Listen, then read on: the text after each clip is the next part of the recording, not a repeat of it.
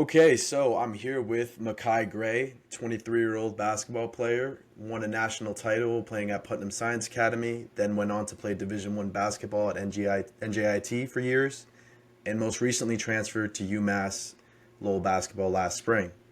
So, how's everything been? Can't complain, bro. It's been good. It's been good. How hard was it transitioning from like high school basketball to Division One?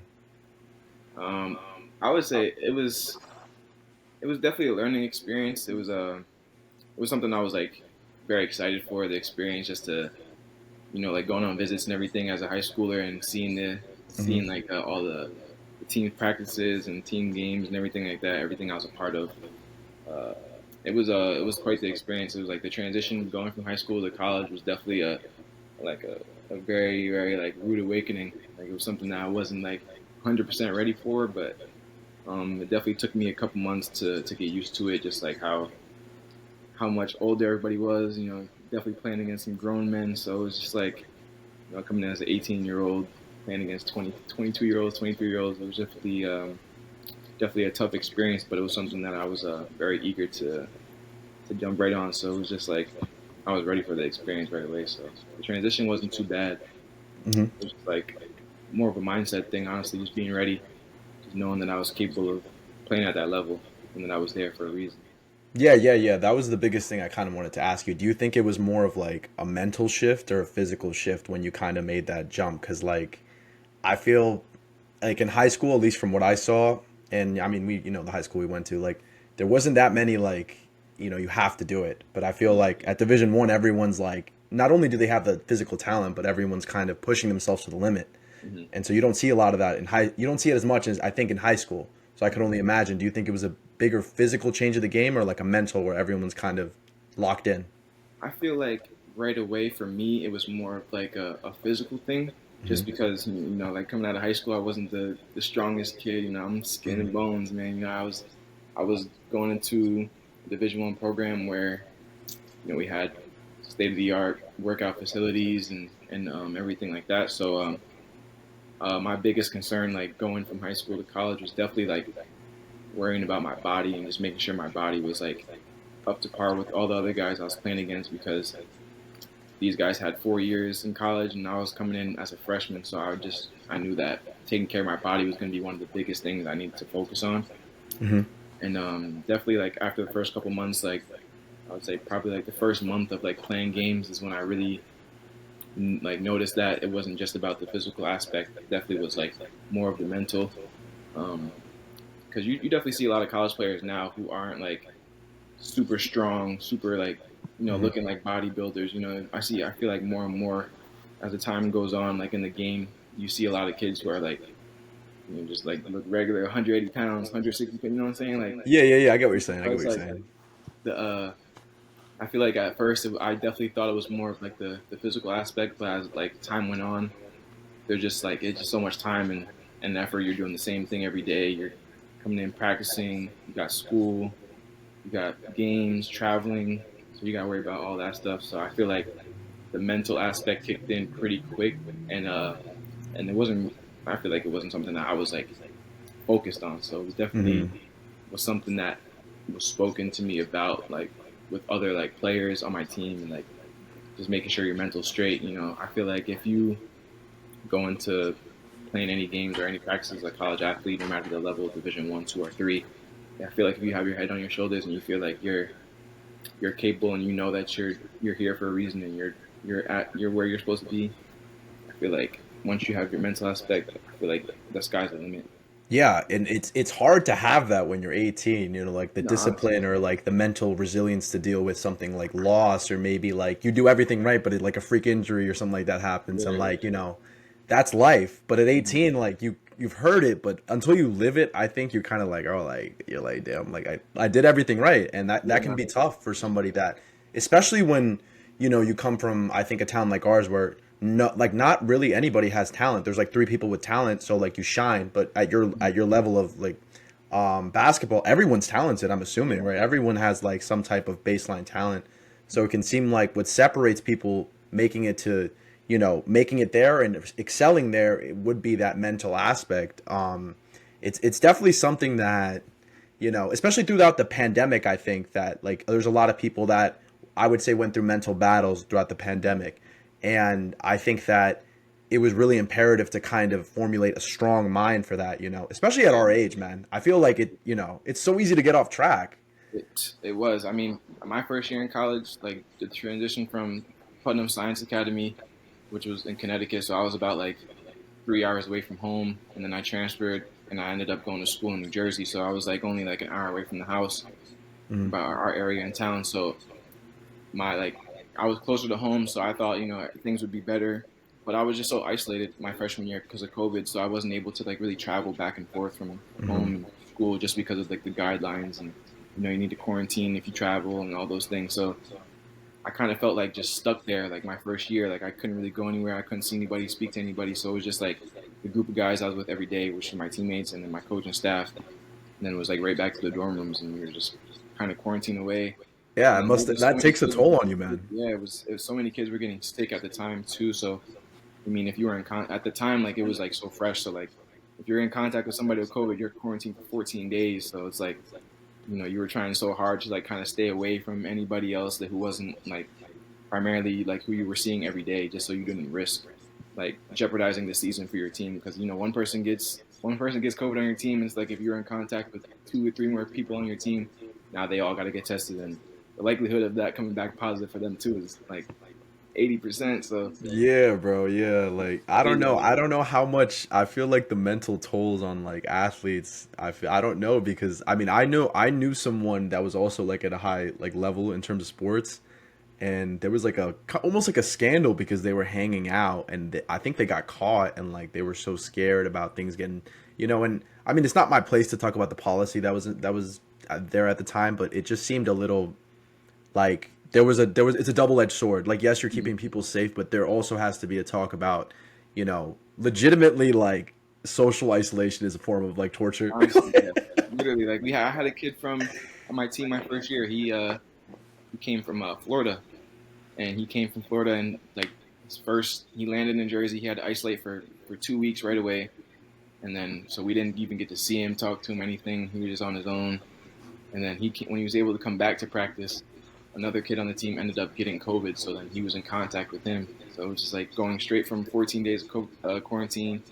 Now I'm practicing for a day or two. Now I'm right back into my room by myself, isolated for another 2 weeks. So it's like you're really Yeah. not getting that social aspect. Especially like my first year, Hmm. I had a roommate, and I mean, me and him were really close, but it was just like seeing him every single day, being with him every single day. You kind of just get into that routine. You're just like, all right, I got someone with me every day. I don't really need to do anything else. So you kind of fall into that, you know, fall Yeah. into that spot where it's just like you're just isolated with one other person, and it's like you're so nervous to like venture off and kind of like do your own thing because you're just so nervous of something happening to you or you jeopardizing someone else's life or anything like that. Like I feel like we had so many talks like my freshman year about COVID, like that they like instilled it in my brain, like yo, like if you're not going to the gym or you're not going to the cafeteria or anything like that, like you don't need to do anything else. You stay in your room, like They psyoped us, bro. They psyoped us, for bro. real, I'm like not even. I don't know how far I can get into that,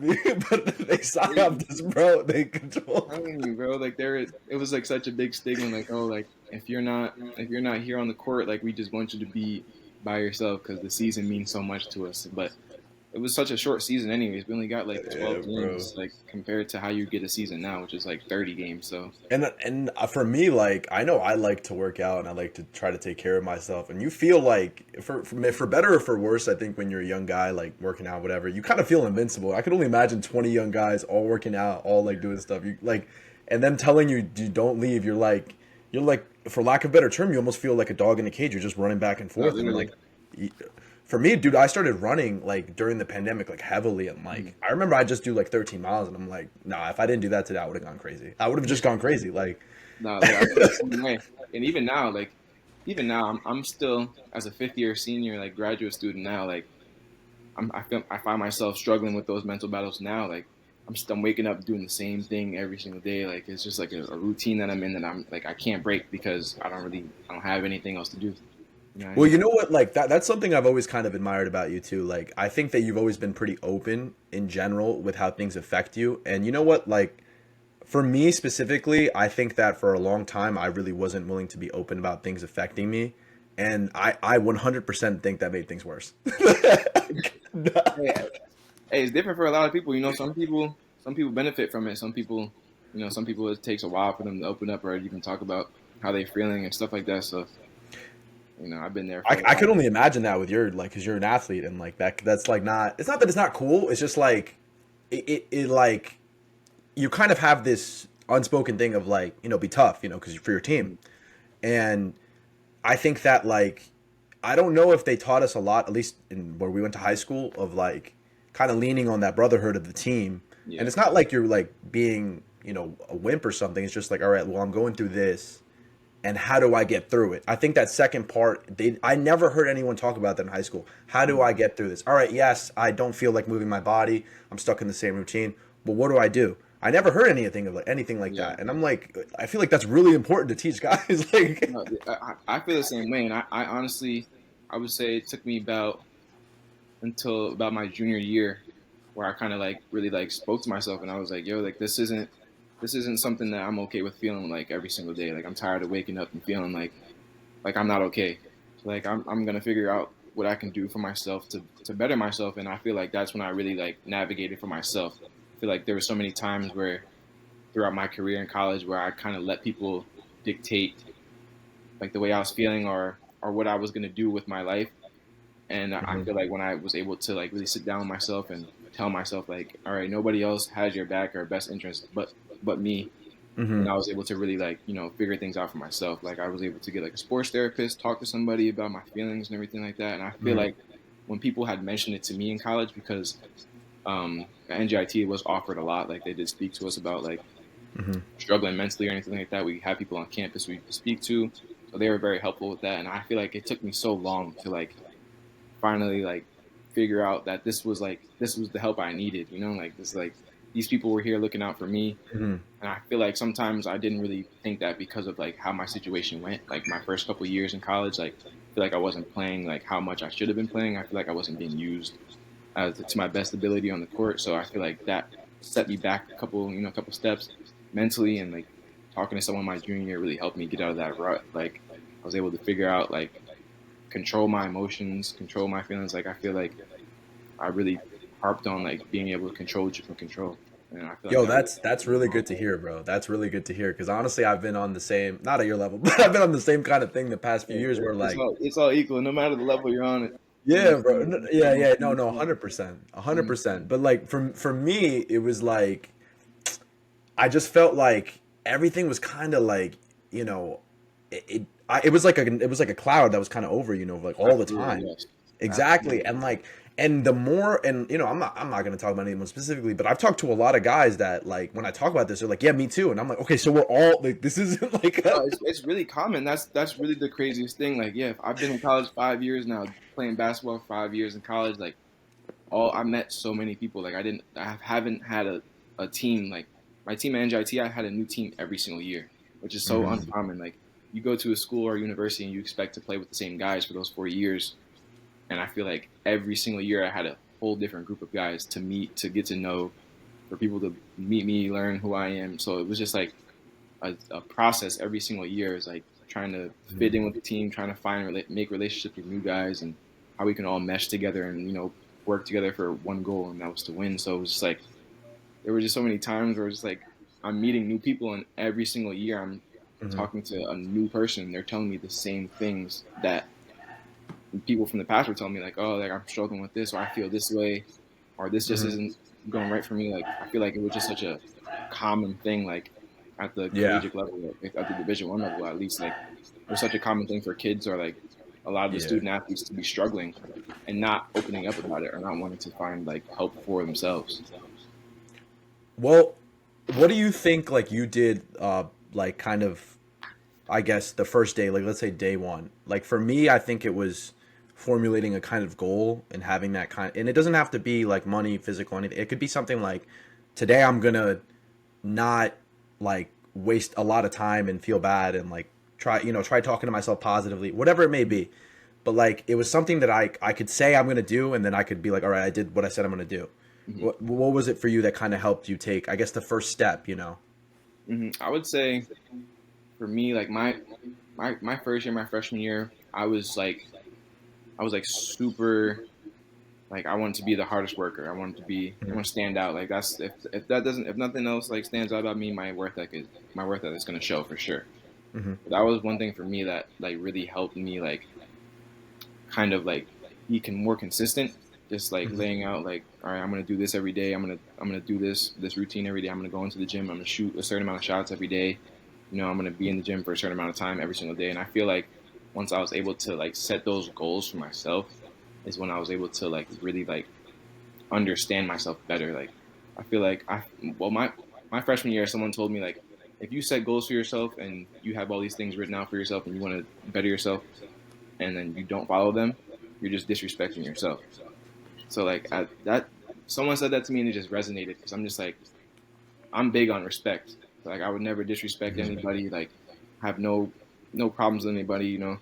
So like Hmm. when someone told me that, it's like okay, yeah. So like I know that I don't disrespect anybody else. So why would I disrespect myself? And that kind of Hmm. just like turned my head a little bit. It's like all right, well, at the end of the day, no one else is gonna look out for me better than I can because nobody knows me better than I do. So if I'm gonna set these goals for myself, I gotta stick to them because at the end of the day, I know that I'm capable of doing these things, and I know that if I stick to what I'm doing, that it's gonna get me to where I want to get mentally, That's physically, that's good. That's good advice, bro. That's good honestly, like advice. mentally, physically, no matter what it was. Honestly, I feel like even like right now, like I'm currently not.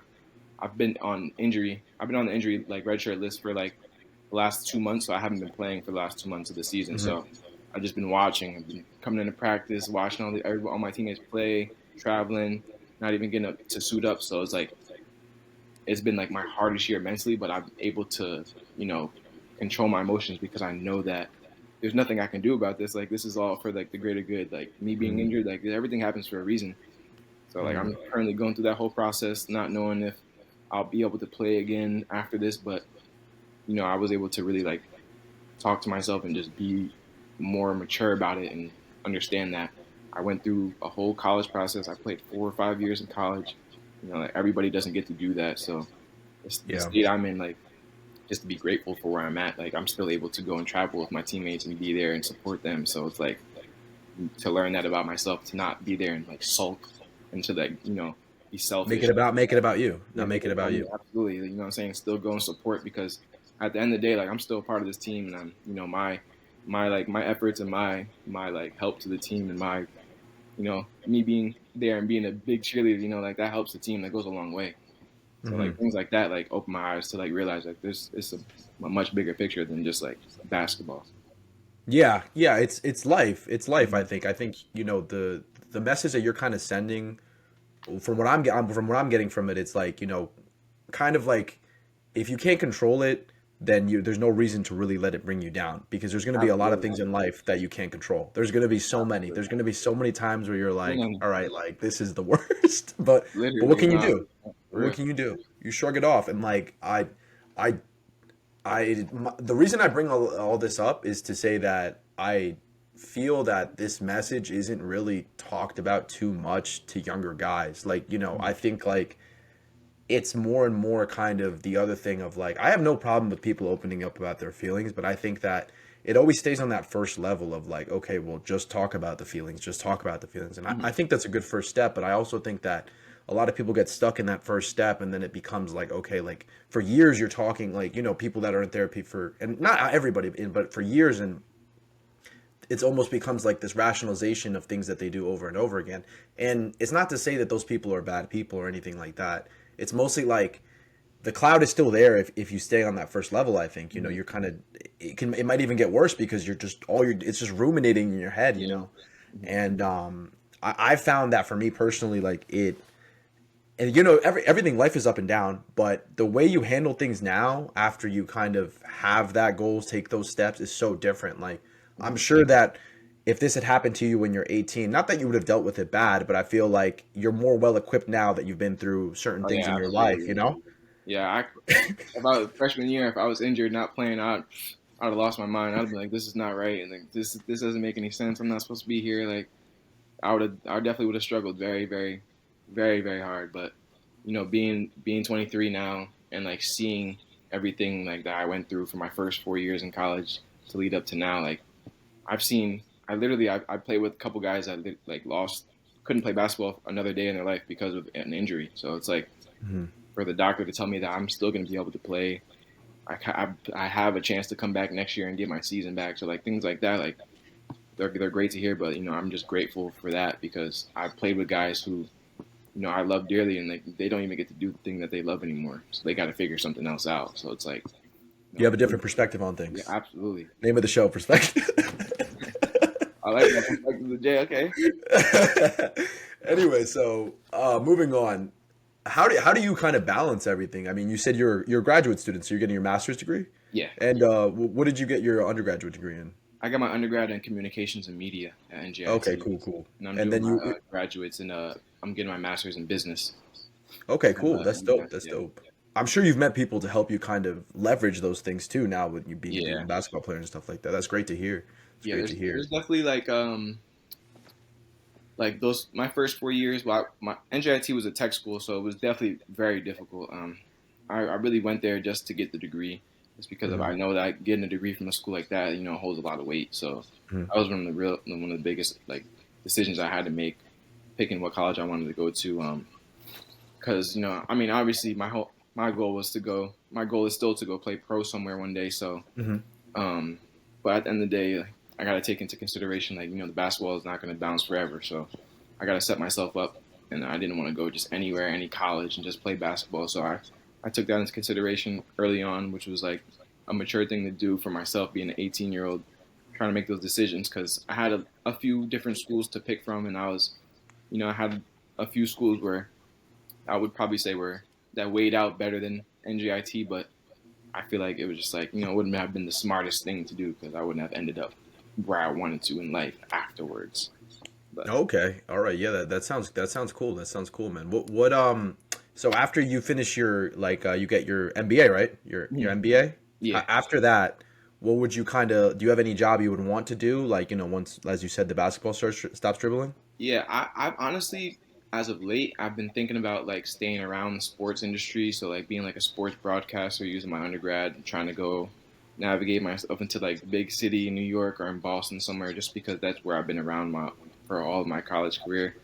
Um, just looking for places that I can either go and be like a sports analyst or just honestly just be around the game of basketball, just talking about sports, helping people out.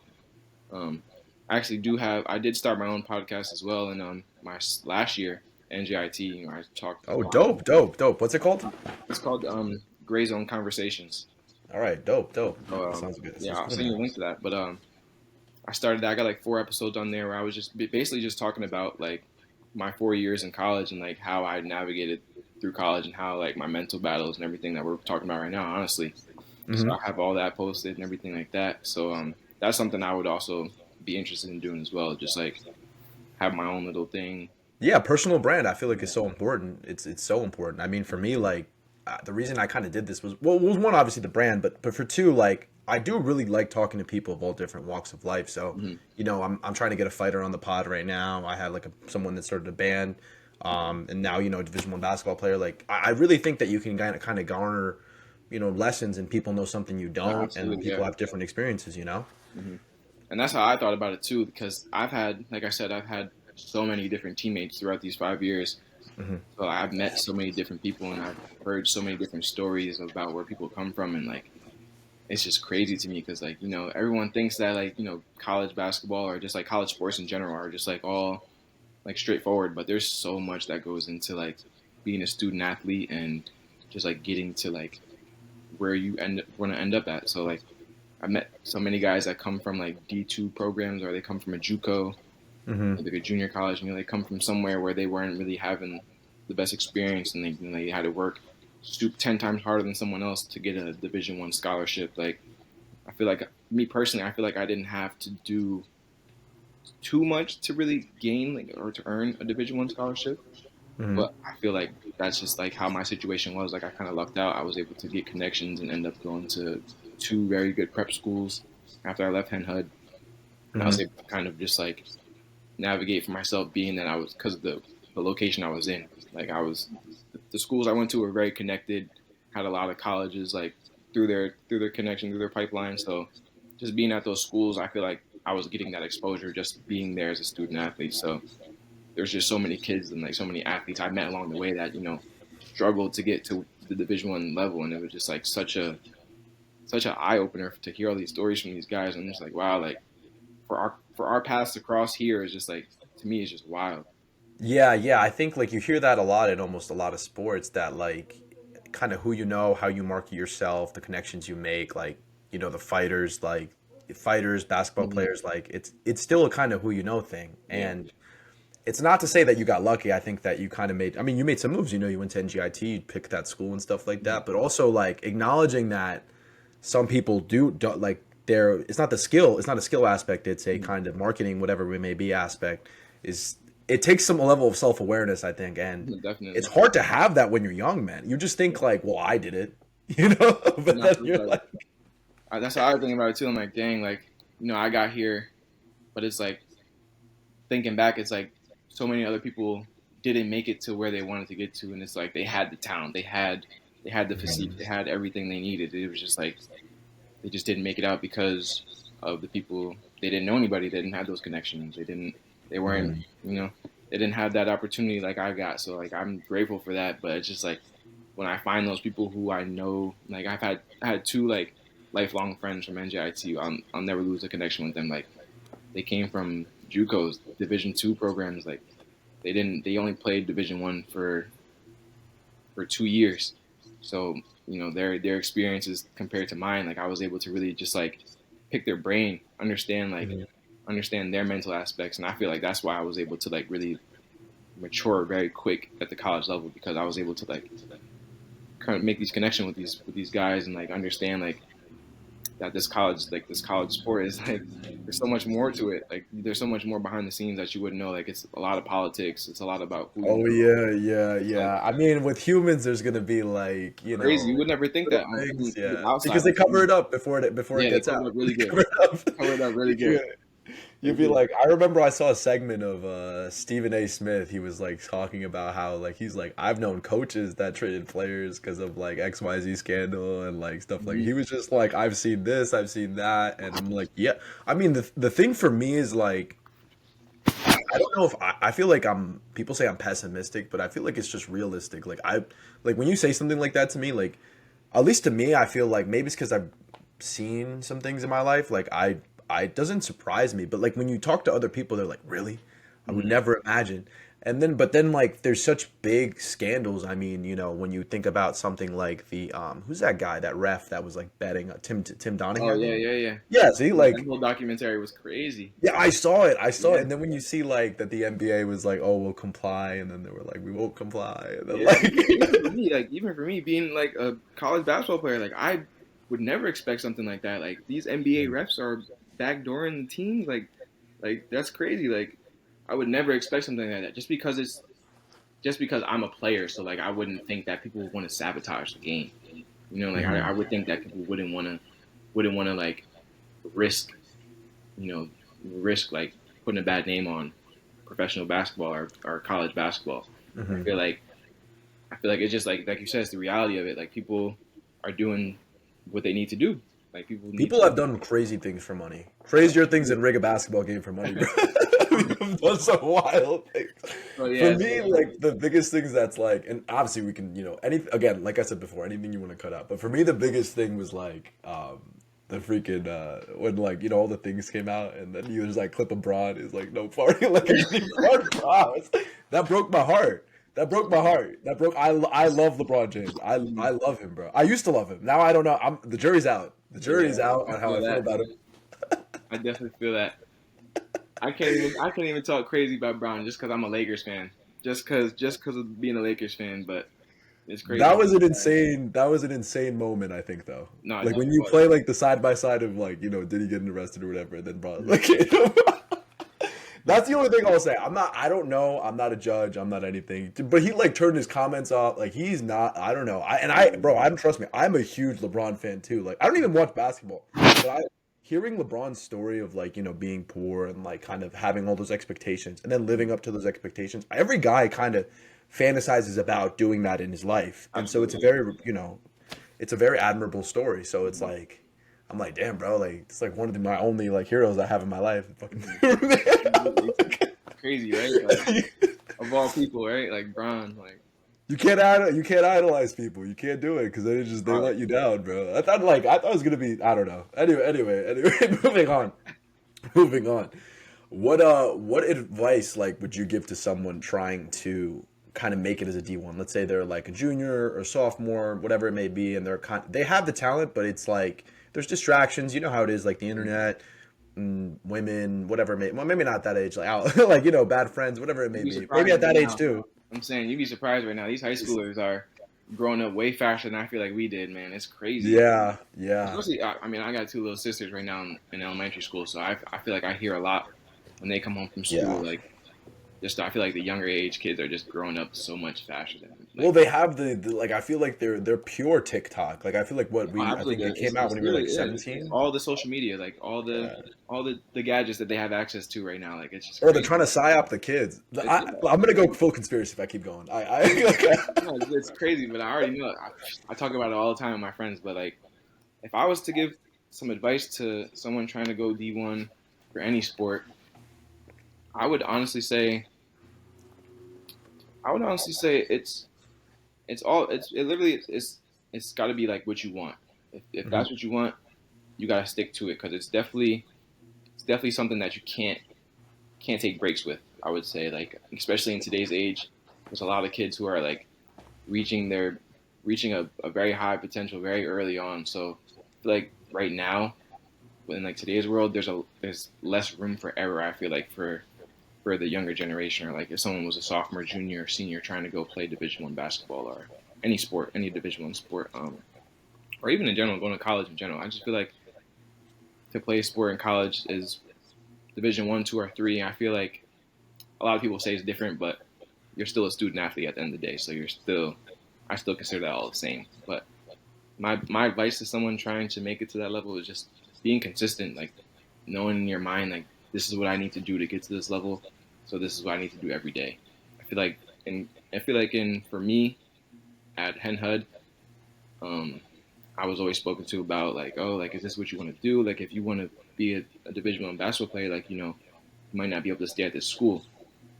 I never really understood that at a young age, like as a sophomore, didn't understand that. I'm Mhm. like, why can't I stay here? Like this is I'm playing good basketball. My teammates around me help me get better every day. Like, you know what I'm saying? Like things like that, like kind of went over my head until I got to like my junior year when I was like making that decision if I wanted to transfer or not. Like everyone's like, oh, like you might not have the same exposure at Hen Hud if you or if you go to another school, you might not have the same exposure here. So like just taking that risk and like you're gonna have to take risks being in high school. You're gonna have to take risks, and that was one of the hardest things for me. Like leaving Hen Hud, I didn't want to leave Hen Hud. I didn't want to leave all my friends. I didn't want to leave you guys. Like you know what I'm saying. Like my relationship with everybody at Hen Hud, I feel like was like so tight. Like Yeah, you definitely were like I like, like you kind of you definitely like knew everybody and stuff like like that. I We feel didn't like go to a for big me, school, like so I yeah, for feel me, like like I'm a big people's person. yeah, I yeah, want yeah, to be you friendly are, with you are. everybody. So it was just so hard. Like dang, like I don't get to graduate with everybody who I started school with. Like Mhm. we started school elementary to 12, 1 to 12. So it's like dang, like I'm not gonna be able to walk across that stage with the people who I started this with. And that kind of hit home. So I'm like, is this what I really want to do? So I had to take that risk. I had to take that. Couldn't let that opportunity pass. I feel like if I was to stay at Hen Hud, I wouldn't have had the same exposure as I would have had if I went to prep school and did an extra year of high school. So like, my advice would be like, don't be afraid to take those risks, and just always be like 100% with yourself. I feel like I kind of fell victim to that. I didn't really like listen to myself 100% like my junior senior year.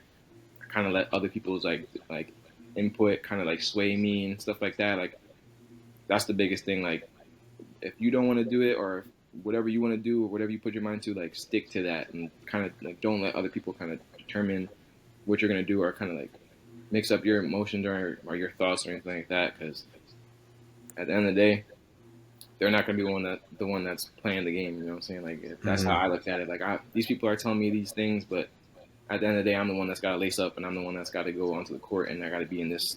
Got to be here and doing this for myself. So Like I didn't end up in a great spot my first year away from Henhood. Like I went to a Mhm. all boys school in the middle of Mhm. nowhere in Connecticut. So I'm like, dang, I'm on my own here. So it was like taking that risk and like going to be off on my own at an all boys school is like, this is really what I want to do. But like I didn't really want to do that, but I knew that if I took that first step, that would get my foot in the door. Like so I was just like, Yeah, well, I feel like sometimes like what can really separate you into I think being, good at something and like taking it to the next level. In my from what I've seen online and stuff like that, it's kind of like doing things you don't want to do. I'm sure there's days you get up and you don't want to like you don't oh, want to practice for 3 hours. You don't want to like it happens more often than not. Let me tell you, man. It's just like it beats you up. Like it gets very tiring it's a grind. for someone who loves the game so much. Like I will to the day I stop playing basketball. I'll play basketball every single day. You know what I'm saying? Like, but it definitely gets tiring. There's days that you wake up and it's like, ah, man, I gotta go and I gotta run these sprints, or I gotta go and I gotta get on this bus and I gotta take this 5 hour bus ride to go play a game. Like it's just like there's so much traveling. There's so much just I feel like there's such like a standard you're held to like that. There's sometimes like you just don't want to be held to that standard. You just want to just be able to just kind of just breeze by everything. You just want to be in the shadows. I feel like Yeah, sometimes yeah, yeah. you're always in that spotlight as a like student athlete. Like you have that target on your back. People are coming for you. People are going to be looking at your grades extra hard because it's like if you're not sticking up to these grades, you're not sticking up to this, or you're not holding this like your part on the court. I feel like people like come at you differently. Yeah, yeah, yeah, You're like especially to looked at to school you have went these to, right? expectations. Like you're held to these expectations, and if you don't hold up your to these expectations, like people are looking at you like, all right, this isn't what you're here for. Like, what I'm saying? So it's like every day, like you have to meet those expectations, or you never know your spot can be just given to somebody else. Yeah. What was a day like, a normal day at NJIT kind of like what was it like for you? You woke up, like was it like morning workouts? What was it a typical day like for you with classes and everything that you went? I would so like freshman year, I wouldn't even like count freshman year as like a real year, Yeah, I would. honestly. Like it was Yeah. just is that Very atypical. blur, yeah, it was so crazy. But like my sophomore year, I feel like that's like honestly when everything started feeling like college. So like, Mhm. I feel like a normal day for me at NGIT my sophomore year, I'd wake up, definitely go get breakfast around probably say like 7:30, get breakfast, have class at 8 o'clock, 8 to 9:50, first class. After class, if you don't have back-to-back classes, because as like a freshman and sophomore, you definitely always had more classes. So Mhm. you would have probably like two morning classes, so 8 to 9:50, and then you'd have a 10 to 11:50, and then straight from two classes back to back, I'd go straight to a lift for an hour 15, straight from lift to a 2.5 hour practice. After that, I'm in the training room for at least 30 to 45 minutes recovering. Then I'd Mhm. say I finish up all that by around like 3:30, 4 o'clock. Depending on the days, you might have a night class. Like there was NJIT had a night class from on Tuesdays, Thursdays from 6 to 9:30. So it was like I get that little break after practice from like 4 to 6, where I'm able to just chill, hang out, get some homework done, eat again, and then I'm back up in class for 3 hours at night, and then back doing the same thing the next day. I'll probably have one morning class the next day, then just a practice lift, and then I'm off at night. But whenever I had that Studying. free time, I was taking advantage of it. I'm getting something done, or I'm relaxing because it was a lot to get It was a used to. grind, Like yeah. my first 2 years, it was a big adjustment, and I was there was definitely times you fall behind a little bit and you kind of get lazy. But it's like if you just stop or you stop doing, you fall behind so quick. Since the catching up process it's not like high school. Like those uh those professors aren't letting you make up late work. Your coaches aren't letting you come into practice a couple minutes late. Like you're at least at everything for at least for the practice aspect. You're at least at everything 20 to 25 minutes early. And then for class, you want to show up at least 5 to 10 minutes early. So it's like just being on those timelines and being like having those responsibilities was just like a big adjustment. Yeah, so what it like when you're in season, obviously like you're working out and stuff, probably is more geared towards in-game stuff. But when you're in your off season, I'm assuming you try to focus more on kind of putting on weight and sprints and Mhm. stuff like that, right? Yeah. Well, what do you think was the biggest thing that helped you in that kind of? You said that you had a little bit of trouble gaining weight, correct? Yeah, absolutely. what do you think kind of pushed you over and helped you make the most progress in that aspect? Because I hear that a lot from people. So I would say, like during the season, you kind of, or let me say this, before the season started, at least for like my sophomore or junior year, like September to like mid October, you really focus on just like getting at least 3 meals, 3 full course meals in a day. Always had to eat 3 meals, and then always get a recovery shake or a snack after practice. Um, just being consistent with that really helped me for those first 2 months, because when you're in season, it's very hard for you to stay consistent on the eating schedule because of Mhm. all of the traveling and all of the practices and games that you have to play and everything like that. And my sophomore year, I played I played so much my sophomore year, so I lost so much weight because I was playing a lot of minutes. So I want to say like my sophomore year probably weighing around like 175 during the season, and then after the season I'm bulking up to like 190. So Mhm. it's like during the season I knew I was losing that weight. So from October or November to like March, I'm at that playing weight, which is like 175 to 180. And after the season's over, helping me gain that weight back is just like more so not doing as many like sprints, like as much conditioning, more so like lifting heavier, definitely eating heavier meals. Um, but I wasn't eating as much after the season. I was probably just hitting the weights two times a day instead of once, just because Mhm. I always struggled eating, so I never was like the big on 3 meals a day. I couldn't hold all that food down, so I was just probably like hitting the weights just heavier or twice a day instead of once after the season was over, and that helped me like get my muscle mass and like gain those that muscle mass to get me back up to like a healthy weight before the next season started, because I knew I was losing that weight again when the season started.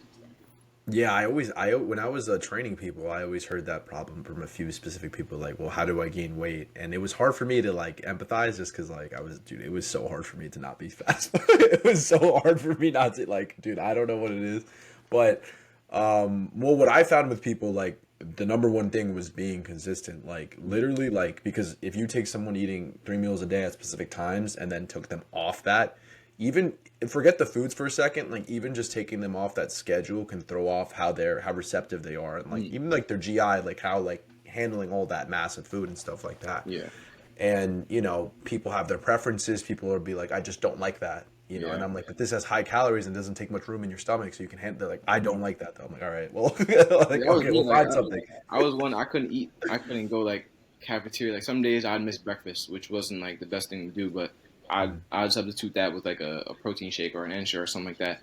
Something that Mhm. would just like be in my stomach. Something that could just like help me like get my day started or something like that. But I was big on the protein shakes, on like the weight gainer. I was taking about like probably like 3 4 scoops of that a day, like probably like 2 scoops after practice, and like probably like one before bed or something like that. Because I I didn't really like the food at NJIT like that, like the dining hall. Like College food is never good, bro. it was hit or miss. Like you go in there one day, it's like, all right, got some good burgers, got some good chicken. Some days you go in there, it's like, nothing looks appetizing, so let me just go back to my room. So it's Did you like ever try almond butter? This is just me being curious. almond Almond butter. butter, Yeah, no, peanut I butter. definitely have almond butter. So good, so Bro, good. it's so calorie dense. It's so that's I could never eat it, but like But stuff like I think that. I had it for my first time probably like the beginning of my junior year. Like it was, but it was only because like I couldn't really like wake up and like prepare myself like big meals. So I'd throw some on butter on some toast, something like that, some light, and just Yeah, if let you it throw go. that in your shake, if you're having 3 or 4 shakes and you throw like a tablespoon to of almond butter in each one, and like I don't think you'll feel it that much, but like the calories, it'll be like a crap ton of calories, maybe 500 600 extra. Just but like you won't even. The thing is like to me, it's not exactly about the calories; it's how little space it takes up and Mm, how like it doesn't really usually it doesn't cause someone to have like distress. Like I've heard that a lot. Like mm, people will be like eat steak, but I know a bunch of people that like it'll like it just it's not like after a yeah, certain point it hurts yeah. or It's like like you too just don't filling. receive it. Yeah, it's too Mhm. filling. Like Yeah, I've heard that a lot, and I now I understand it. I guess, you know, it's but crazy. yeah, it's good to hear though that you found something that kind of helps you. Yeah. So you said you had some like aspirations to play professionally. Is there anywhere you'd like kind of like to play? Like obviously like the NBA, but like is there anywhere else that kind of you have your eye on or you'd kind of try to leverage to play over there? Like you said, obviously first goal is NBA. Still working Hmm. on that. As of late, I have been speaking to like a few different agencies, and there's been a couple places that have definitely sat in my head a little more than other places. Like I have, well, it goes without saying, I have a lot of friends, obviously from my past couple years of college, who go overseas and they play overseas, and they go to a variety of different places. So like I have a lot of friends who are playing Lithuania. I got guys playing in France and Spain. I have friends playing in Switzerland and Israel. I have friends playing like all I over the always world. wonder how that works, man. How do you even like so like you just like so you live there is the season like the same So like months? probably after the season, after the season's over, you start calling up agents. Or agents get in contact with you. They Hmm. try to if you sign with that agency, the agency then tries to find you contract. So Hmm. whatever, they'll give you options of what contracts you want to, contract options basically. So you pick basically or give them say my three options. I'd give an agent. I'd say I want to go play in Spain, Italy, and let's just say like Israel, Hmm. and then they'll look for any teams in those areas that would benefit me the best. They get back to me on the contracts, what the contract would be. I kind of like weigh that out, and then when you kind of decide on where you want to go play, you sign the contract. They ship you out. Um, Depending on when the season starts, they ship you out. You go, you live there. They give you housing. They pay you. Depending on where you're at, they might give you a car. They have all that stuff paid for you, like how Oh, that's all that dope. stuff. Like one of my friends right now, he's living in Lithuania. He has his own apartment. But he gets like picked up to go to practices and stuff like that. But he lives How on. brutal is that weather, right? Where's Lithuania? My geography isn't Yeah, that. it's no. I told him because he's up when I'm like he's like about to go to sleep like when I'm waking up. So it's like when I get to talk to him, it's like so different. Like he's like the lifestyle here is like way different. The weather, everything about it is just like this has nothing is the same. So it's like Is that Eastern Europe? I'm not exactly sure. Is I think that's I couldn't Eastern even tell Europe. you. I really don't know. Like Okay. that for me, wherever if I go end up playing overseas somewhere, wherever they want to send me for the most money, I'm going. Like no matter where it's at on the map. You gotta learn a new language though, probably, right? Say again. You probably gotta learn a new language too, right? You go play in Yeah, Spain, you gotta probably learn probably. a bit of Yeah, Spanish. definitely. Do you know any other languages or no? I would probably say the most I know is some Spanish, so I'll go Spain because A little high Spain school and Spain Spanish? has like one of the best leagues in for pro basketball. So going to Spain definitely was probably one of my main options, and it's not too far. Like it's not like the furthest. So I know I Yeah. got some friends playing like they're getting on flights that are like 17, 18 hours. I'm like, man, I'm cool. I'm cool off that. I feel like that's just Yeah. That's a lot. Yeah. Or that's like playing. this I is think too it's much. also probably not the biggest culture shock if you move to Spain compared to like if you move to China. I feel like Yeah, that would be a bigger yeah, culture definitely. shock, you know. But yeah, no, that definitely was something I wanted to ask you about because like it's so interesting how like I guess sports is one of the only things that you can like directly go like all around the world and there's like a global market. Mhm. Um, but yeah, did you always kind of know you wanted to, I guess, go down this path since you were like a kid? You always knew you kind of wanted to be like, D1 and Yeah, hopefully NBA. I would say it really hit me probably like I would say probably like my like seventh grade, like modified or like my first year either my first year in modified or it was my first year in JV. Where it was like I kind of started growing a little bit, kind of started like I was like really locked in on getting better, working out and things like that. So kind of feel like once I got to like that point where people were telling me like like this is if this is something that you really want to do, like you can really go far with this. So like I feel like I heard that a lot, like early on, like sixth, seventh, eighth grade, like middle school. I kind of feel like that's when like really resonated in me, like in my head, like yeah, no, this is like I love doing this. Why wouldn't I want to do this all the time, like and get paid for it? Yeah, And no for matter sure, no bro, matter for where I end sure. up, like And I'm you got free college, bro, too. So yeah, like yeah, that's that definitely, God bless. bro, that's so good, man. I know I was talking to someone the other day who told me they owed like $70,000 for undergrad, and I was like, Yeah, no, it's I I was know like, people still paying off their college debts. I'm like, whoa, like I couldn't imagine that. Like I probably wouldn't go to college if I had to pay off all that debt. Like honestly, I'd figure something else out. Like I Yeah, that's exactly my point. I was just talking about that the there's so other much day. to do nowadays where you can make money. It's like I wouldn't even want to like. It's not even that Yeah. I wouldn't even consider college a waste. But it's like at that point to pay off all of that money, I'd much rather just go like network, do something else, like start I'd working. go be a salesman. I think I'd try to be a salesman. I tried to do something like that, you know. I mean, I don't know. I got no, I got a scholarship for undergrad too, but for masters it's gonna be like it's gonna be Yeah, yeah.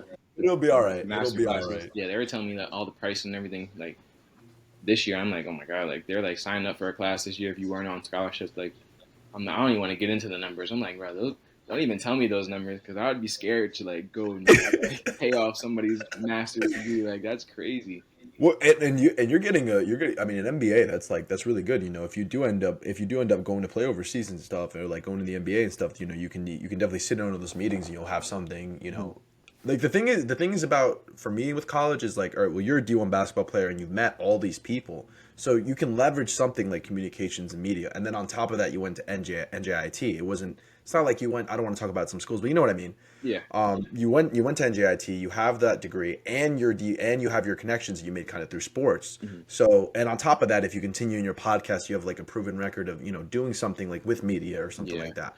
So it's almost like you need all of those things to have to leverage that, and then plus your master's degree to leverage that into something like sports broadcasting. But let's Mhm. say you're an 18, 19-year-old kid and you think, well, I'll just do communications and media and that's it, and I'll go to some no-name school or whatever.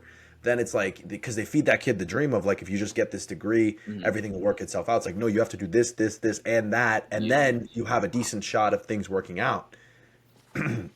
I would Like, I would say like I would say when I was picking my like what I wanted to study in school, I feel like my first option obviously just be an athlete. Like oh like put me in something in sports medicine, some training. Let me do something like that. And like people like told me like right away like you can do this, but like down the line like you're gonna want to use your degree for something like and even if you go to like I mean I kind of knew I had a Final Four of NJIT, Fairfield, Siena, and St. Bonaventure. So those were my Final Four schools that I was picking from.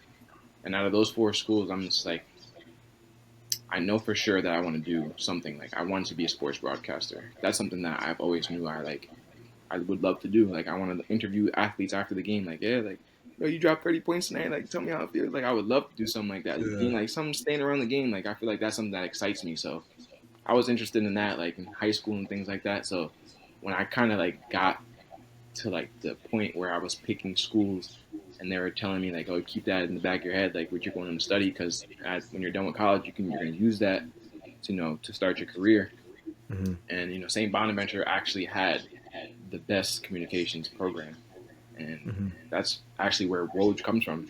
I know you know oh who really? Woj is. Yeah, he went to Yeah, St. yeah, Bonaventure. yeah, yeah. Yeah, So he breaks a lot of stories. Yeah. so it's crazy. So like they're telling me all that I'm sitting there in the studio on campus, like all these cameras pointing down on me, like I'm sitting in the studio, like I'm about to start recording, like after like I'm about to be on like TNT or something like that. Like I'm feeling all that stuff. So it's like when you're going on visits, like they're trying to like brand like or like kind of drag you in with all these things as they're showing you. So it's like it's so great. Like that experience is just something that I'll never forget because it's like not going to that school is like dang, do I not have a better chance now, like, of doing what I want to do for a career of like sports broadcasting because I didn't go to this school? But like now I look back and I'm like, I got my undergrad in NJIT, and you look at that, and I'm looking back and like NJIT is ranked number 2 public schools in the nation. So like you get a degree from them, and it's like you're set for life. So I'm like, oh.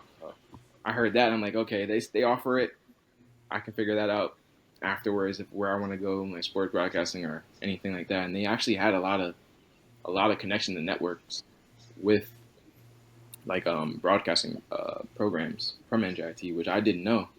Oh really? I didn't. Yeah. I When I didn't. visited, so a couple student athletes before me actually ended up working like for like big sports companies for out of NJIT. So I was able to like sit down and talk with them about like how that whole process went, and they told me like they just did like internships like their senior years and were able to go and like actually work while they're still in school and like actually like see if that's what they wanted to do.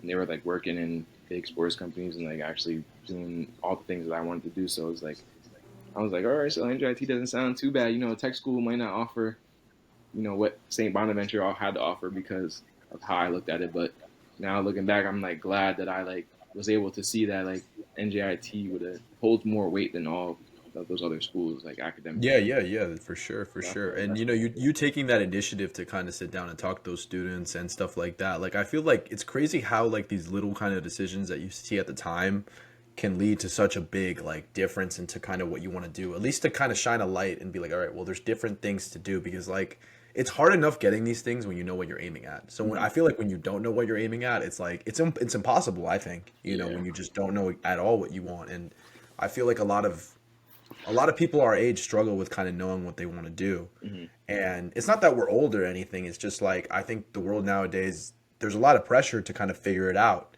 And, you see some people kind of, for lack of a better term, fold under the pressure and, they end up kind of wasting a lot of time or for, kind of doing things that maybe aren't helping them out. Hmm. And I feel like for me, a lot of the reason I talk about mental health and stuff like that, it's not because, for I'd say to lecture or anything like that. It's mostly because like I feel like I know, and from what you've told me, you kind of know what it's like to feel that kind of, I don't want to say emptiness, but kind of like that cloud or whatever we were talking about Hmm. before. And then if you don't know where you're going, it can be a lot worse. And then Yeah. when you're in that mindset, you might not be making the best decisions. And then, lucky you had your team, you had something, you had a goal already and you've Hmm. known you wanted to do basketball. But let's say someone that didn't know what they wanted to do, and then there's that cloud again. Yeah. And, having I guess some experiences, I've seen people that didn't have that support and had that thing we were talking about, the cloud or whatever, Hmm. and it doesn't go well. It doesn't go well. I've met people that ended up getting incarcerated and stuff like that, and it took them a lot to open their eyes, and I don't think that, and I don't blame them as people for that happening to them. I'm just saying, like, I feel like if they had a certain support or certain words said to them, like, you can do it, bro. Like, you Hmm. can do, you have Yeah. something that you can offer, then it could potentially kind of prevent that, Yeah. And I think I that's agree. that's really important because, like, Yeah. Having there's a not that support many system. people Yeah. advocating for guys our age, like, that are lost. No, No for one sure. really gives a shit. No one really No. cares. Honestly.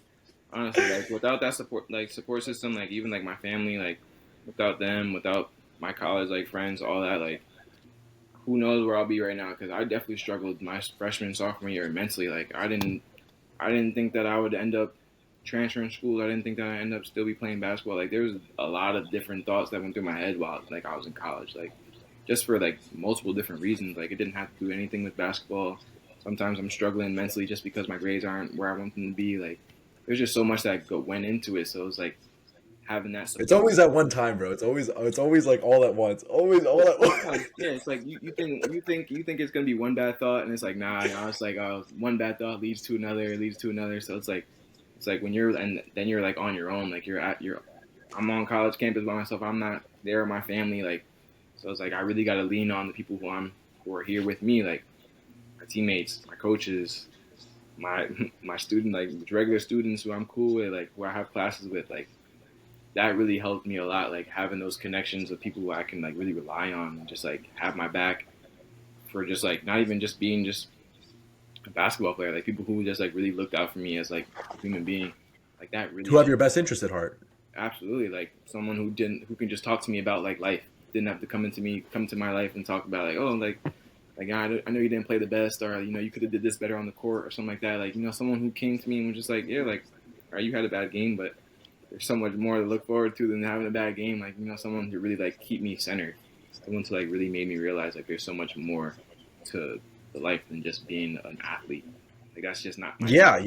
yeah, yeah, yeah, yeah. And you know what? I think a lot of people look at someone in your position and they'll be like, well, he's like D1 and like, you're doing good and stuff like that and everything seems to be going good. So they expect almost you to have no problems. But in reality, like this is like you're human. Everyone's human and people go through things. And so like I think that it's really important to kind of keep these things in mind as you kind of, I guess, go throughout life. Like the grass is always greener. Like you may like think someone's like, has everything perfect, but as you know, like even having everything you want sometimes it's not as good as it seems, Oh no, absolutely. It's kind of I learned that the hard way this year. I always thought like the grass is always greener on the other side. But I had a rude awakening this year. I transferred, went to UMass Lowell, and right away I'm thinking, well, what I'm being told, obviously, you come here, you're gonna play XYZ amount of minutes. You're gonna have this part on our team. You're gonna have this role for our team. So, that made me really confident. I transferred, ended up not seeing any of those minutes I was promised, any of those nothing. I ended up my first game with them. I played. I was telling you how like it's definitely I had a rude awakening about it not being greener on the other side. Like the grass was not greener for me on the other side. So I started while I transferred whatever, and then I was thinking I was gonna be playing like 25 minutes a game. And my first game with them, I played like 6 minutes. And I'm like, after the game, I'm like talking to like the assistant coaches, like what's going on? Like, you told me I was gonna be playing 20 minutes, 25 minutes a game, like, and then they're just like telling me, like brushing it off, like, yeah, it's only one game, like you're okay, like don't worry about it, things like that. So, kind of just like keep me calm, just so I'm not like stressing out about the playing time. But then, 2, 3 more games come down, I'm playing 2, 3 minutes a game. I'm like, this isn't right. Like something's got to be going on. So it's like I'm kind of like taking all that into consideration. I'm like, oh man, like maybe this wasn't the right decision. Like maybe I should have stayed at NJIT, where I was well known. People, the coaching staff knew me, the players knew me. Hmm. I kind of had that like I had that resume with NJIT. So I had some stain there. Then I transferred to UMass Lowell. I don't know anybody on the team. I don't know the coaching staff. I go and visit them. They're telling me all these things, and then I ended up not seeing any of those things. So now we're like 8, 9, 10 games into the season. I'm still not even seeing the court, honestly. So it's like wow, like I just went from playing 37 minutes a game at one school, which is almost the entire game, transferring to a school in the same conference. Like I played against UMass Lowell all 4 years in college at NJIT. Hmm. So it's like I was familiar with the program, with the team, all that good stuff. So then I was like, okay, why not transfer in conference and go to a school that I'm familiar with? Transferred and then ended up just not seeing the court on a team that was really not currently not really not winning a lot of basketball games. So it's like to sit there and to be like, dang, like I'm sitting here just wasting away my talent, like when I can be helping this team right now, like kind of like really, really hurt me. So I'm like, how to figure it out for myself. Like if I'm not gonna be playing, then I gotta figure out what else I'm gonna do to better myself for next year. Like my goal was to come in and play with these guys so we can make a run and go to the March Madness tournament, which is still very up for grabs. But I feel like it definitely bound to happen for us because our team is very talented. But I had to really make a decision with myself because I wasn't playing at all. So it's like, do I want to sit here and basically get a free ride to go to March Madness, or am I gonna navigate for myself and try to figure out what I can do in the situation? So I ended up I ended up actually getting injured, probably say like 2, 3 weeks ago. Had a little minor back injury, but I sat down and I spoke with the coaches, and that it was something that I was able to do, which is like get a medical redshirt year. So instead of wasting the whole year on the bench, I was able to go in and talk to people and tell them that my injury was season ending and I was able to receive the year back. So basically I played in like 8, 9 games, but then it really doesn't count towards anything. So I'm potentially gonna get the year back. So I might be able to go back to school for another year and play for one more year in college. So that's what I'm hoping for right now. I'm currently going through that process right now, but it definitely has been this year. I would say like out of all my years in college, it's been the most difficult because I'm at the point where it's like this is my last year. I have nothing else after this. Like this is my last year in college, and I came here to win. Now I get thrown all the marbles. Now I came here and I was like, I can't control this. Like I can't control being in the game. The coach can't put. I can't put myself in the game. So what am I gonna do? Like I'm trying to figure out what I'm gonna do. So this injury happening kind of was like a blessing because I was able to take that route and get the year back. So it was like definitely a blessing. But if that didn't happen, it's like where would I be at? Like I would just be suiting up every game just to watch my teammates play, and that's not what I really signed up for.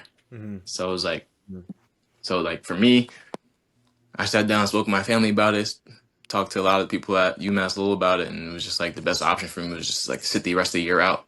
Like, don't even risk my back getting worse, and don't Yeah. even risk like potentially losing the year because I played in 10 games and I was averaging probably around like 7 minutes a game as a grad student. I'm one of the oldest guys on the team with them. I got a lot of experience in the conference, so it's like just didn't make sense to me. So for this to happen, it It's was li- it's like that thing we just talked about. It's like there's literally sometimes you're doing everything right and like it like you can't, it's out of your control, absolutely. and then like you kind of just accept it. I mean, someone else might have like thrown a tantrum or like not been good, and it's like Mm-hmm.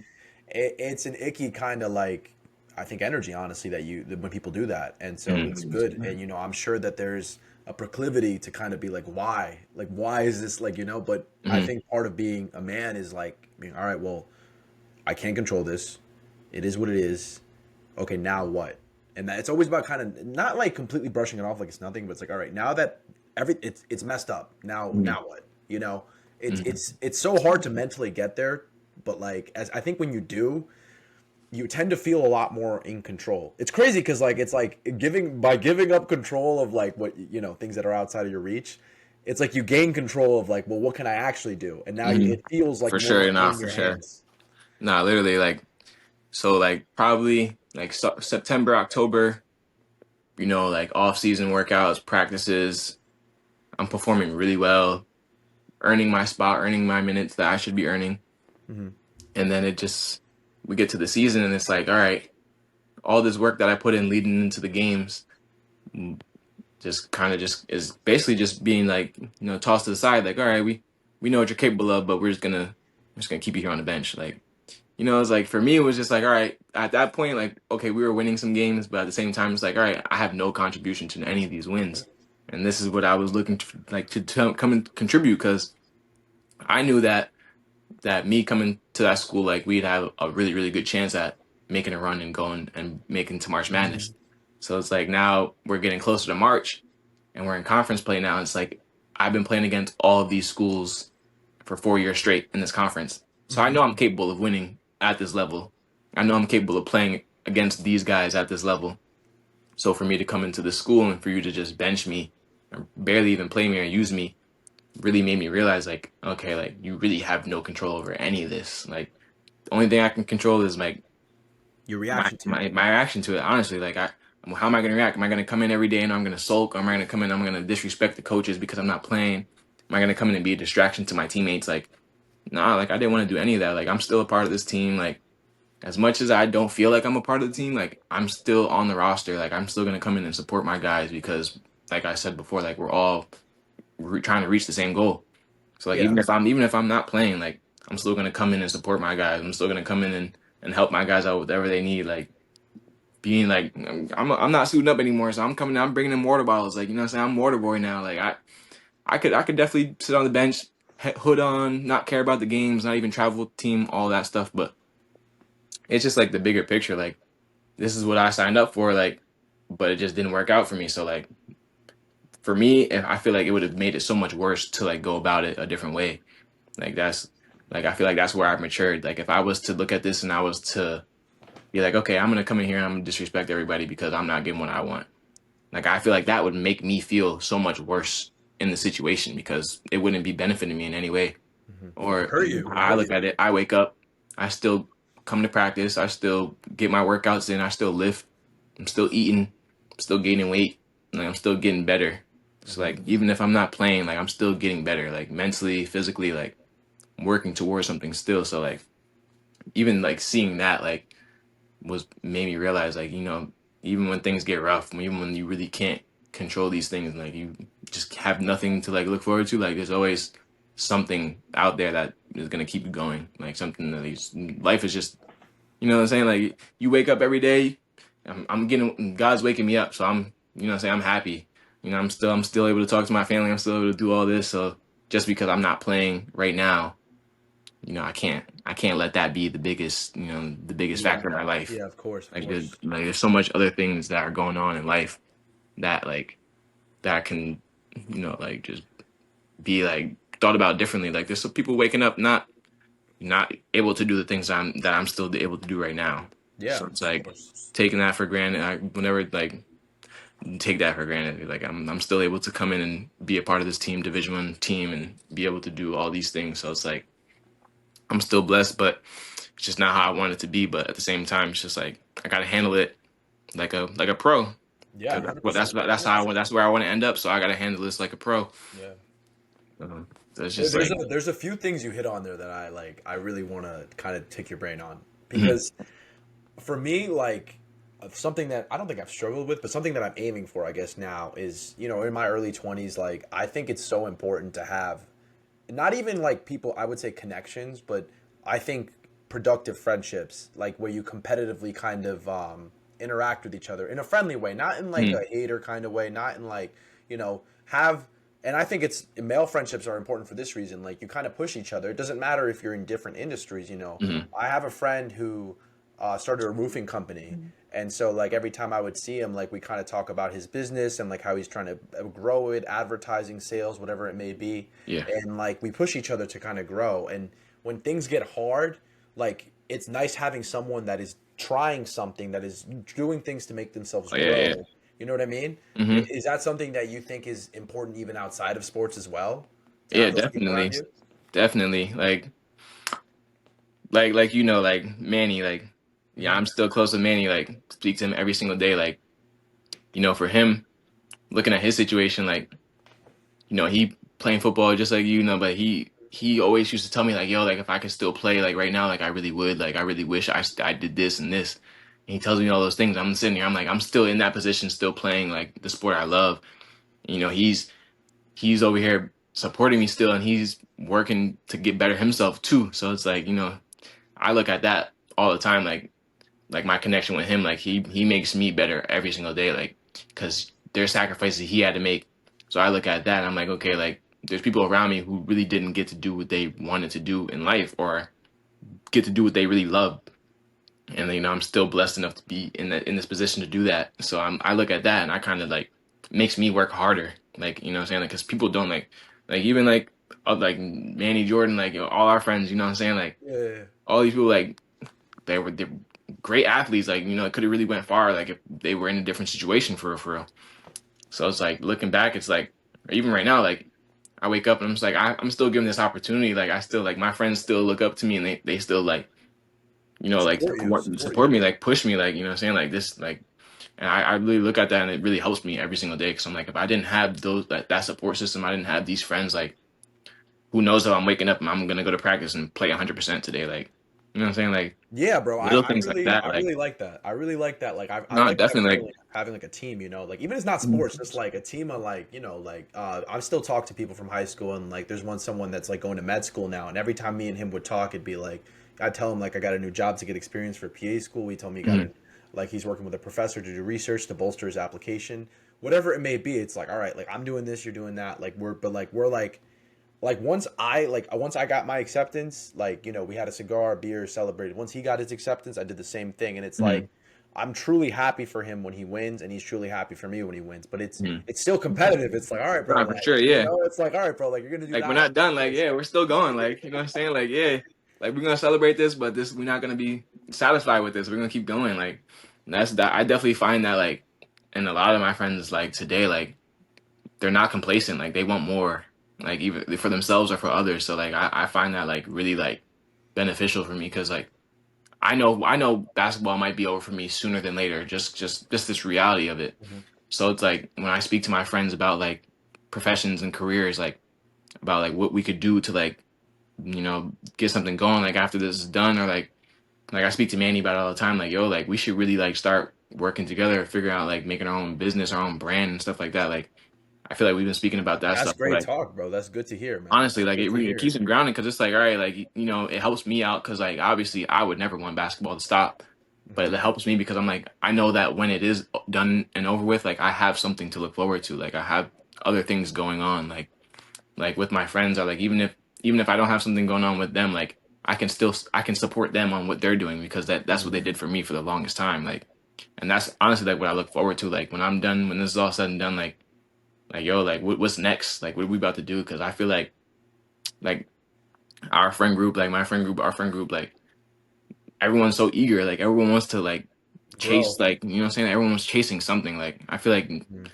like everyone's working towards something right now. Like I since Manny's been out of school, like I admire Manny, I because he working hard every day, like in and out of different jobs, like stuff like that. Like I personally could never see myself doing something like that. So I'm like, for him to do that, for him to be taking care of himself, for him, his family, Yeah. and all those things, like, you know, that's like bigger than it's bigger than a lot of the things I got going on. So I'm like, yo, like that's really like a eye opener for me, like, bro, like, No, 100%. you know what I'm saying, like, Manny's yeah, like, always yo, had like a good work ethic, for and sure. I admire the growth he's had, I think, emotionally and like professionally. Hmm.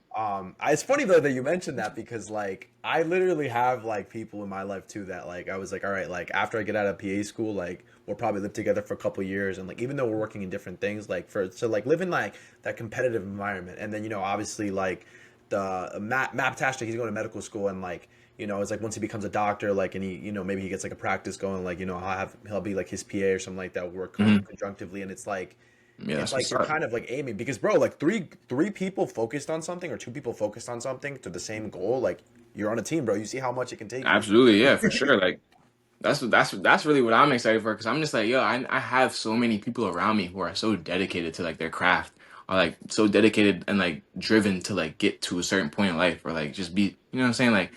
So it's like when I'm now that I've been about to be, hopefully I'm able to go back to college for another year, but like even if I'm not, like 5 long years where I like really didn't have to worry about like getting a career, like you know what I'm saying, like worrying about like the real life, like real world. So like I had that kind of break where I'm just like just focused on being a student athlete. Now I'm getting to that point in life where it's like, all right, now I gotta, switch my mental state and like, yo, like this is I'm about to be in the real world, like I'm about to be on my own. We're So it's 23, like, bro. Leo, it hurts me to say that, bro. I'm like, yo, someone asked me the other day, like, yo, how old are you? I'm like, I'm 22. Oh, I'm 23. Like, dang, I forgot I'm 23. Like, dang, Bro, that's I have crazy. people Like, call me life like is Unk. flying. I have people call me Unk. I have like Bro, people be calling me Unk too. Like, I'm like, yo, this is crazy. I'm like, bro, I'm like 2, 3 years older than you, bro. I'm not Unk yet, bro. I'm not Unk yet. Like my teammates, like, cause for me, like, our team is one of the oldest teams in college basketball. Like, we have one of the oldest teams in the nation. Mhm. Like, I think our average age on our team is like, I think it's like 22 and a half or 23 years old. So it's crazy because it's like Yeah. we have like only like 2 or 3 kids on the team who are like 18, 19 years old. And then it's like after that, you got straight 22 and 23-year olds on the team. So it's like you see like the difference of like, I'm just A little like, generational gap there. Like, literally, like it's yeah, just crazy bro. because it's like, it's just something I would never expect because like I was in that position like 2, 3 years ago. Like I was the one who was young. I was 18, 19 years old, and I'm playing with 22-year olds, 23-year olds. I'm like, and didn't really like feel the same. Now it's like the roles are reversed. I'm like, yo, like all these guys told me like, yo, it flies by. Like, don't take it for granted. Like you're gonna be in the real world before you know it. Like, and now I'm sitting here. I'm just like, yo, I couldn't even remember like I don't even remember half my sophomore year. Like it was just like a blur. Like now I'm a graduate student about to try to figure out how I'm about to make a living. Like and this is crazy. Like but like you said that thought process of like coming out of college and being able to like work alongside with like a couple of my friends towards something I know like something's gonna take off. Like it's just because of some we've been speaking about it for so long. Like I've always been a big believer on like you speak things into existence. Like Mhm. there's no reason why I've been speaking to you about this specific thing for like 3, 4 years now for it to just not happen.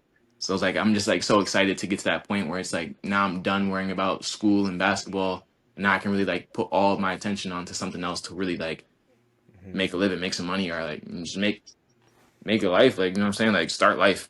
Yeah, no, You know?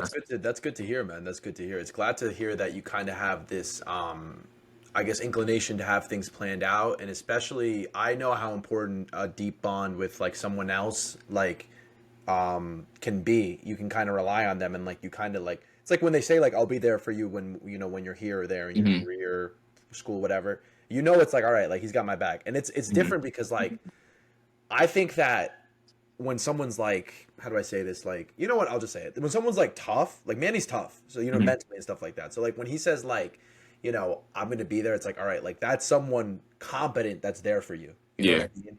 Whereas like, someone else, like it's like, yeah, you're there for me, but like, like Yeah. Yeah, I know exactly what you're saying. It's like, yeah, you're there for me, but it's like, I'm not even gonna say it, but no, yeah. Yeah. I know So exactly what you're saying. I try to find those guys, man. I try to find people like that I'm like, all right, like, what are you about? Like, because like for me, like, it's not just like physicality. Like, yeah, I like working out or whatever, but it's not just physicality. I'm like, well, what are you doing to like try to improve yourself? Like, for me, like, I always try to find things that kind of push me out of my comfort zone. Let me tell you something, Mhm. bro. I took you heard improv? Improv, yeah. Bro, I started taking like an improv class to like help with my quick thinking, and like, bro, it's Hmm. like 10 strangers there like watching you perform on a stage, and Yeah, I'm no, like, it's that's crazy. uncomfortable, bro. Definitely. And I want to start this new thing of like, there's this thing called Toastmasters, like a public speaking group to work on your public speaking. I'm like, these Hmm. are things that like I don't want to do.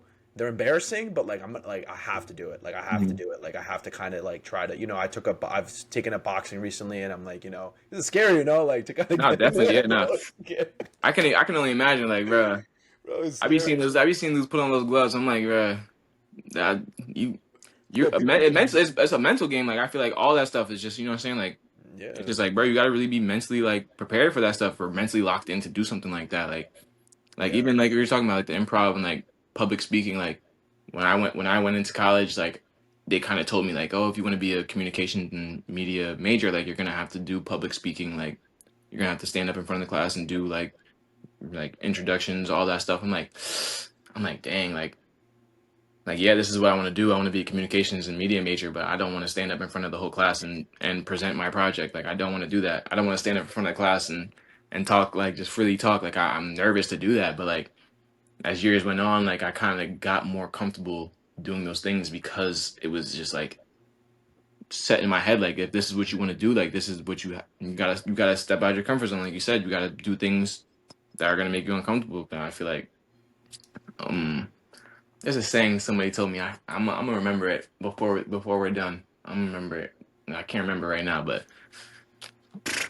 I I'm get gonna what you're remember saying, it. though. I get what you're saying, kind of like It's like kind this, of like like it pushing really, yeah, yourself. like It's like pushing yourself, man. Like I remember, bro. honestly. I remember. I mean, I always tell this story, but like, I mean, you knew me in high school, bro. I was a heavier guy, Hmm. and eventually I got to the point where like I've run marathons in like a few different states now, and like I'm always kind of pushing myself.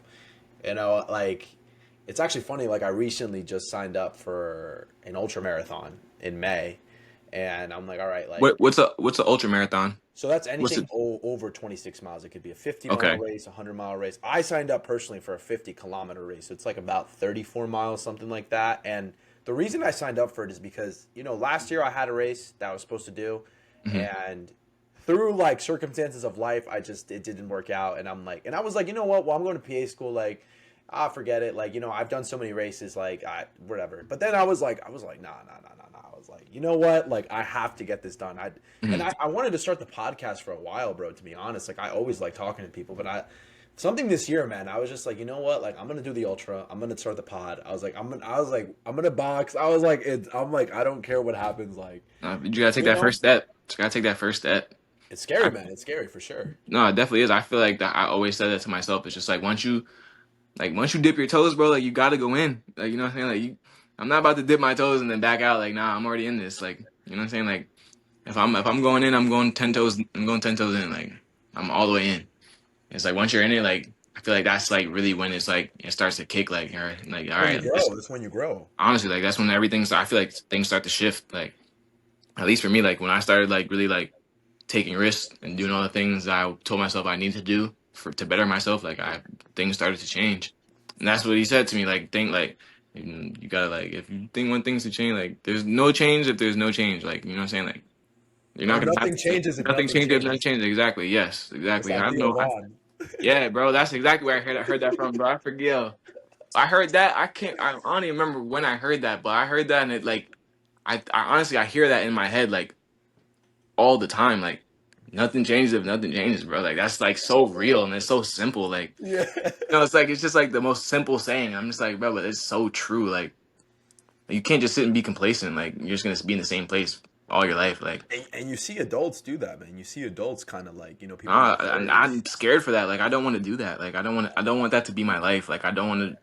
I want to be like, happy with, like, I'm not saying that those aren't happy, but like I feel like it's just like so common that people are just like satisfied with like having what they have already. Like, but like that for me, like I just feel like I always want more. Like there's always something else out there to achieve. Like, so why not chase it? Like, you know what I'm saying? Like, Yeah, yeah, yeah, for sure, for sure. I definitely can relate to that. Like, it's hard to explaining it sometimes too, because sometimes you look a little crazy too, like talking to, because like I remember one time like I was prepping for a race and like I ran like 17 miles one day, and then I ended up getting sick because it was cold outside, and like I was like shivering, and like I had mhm. someone taking care of me at the time, and like, dude, I was like in bad shape. Like, you know when you get like spike of fever out of nowhere, and Yeah. I'm like shaking, and I'm like, oh, this is like the worst. And Hmm. the person taking care of me, she was like, "What are you doing?" She's like, "It's like a Thursday, and you're shivering here." No, like, nah, for sure. Like, people aren't really gonna understand it because they're not like I'm like, they're that's not funny. But living she's it. like, "You have work tomorrow." Like, what the?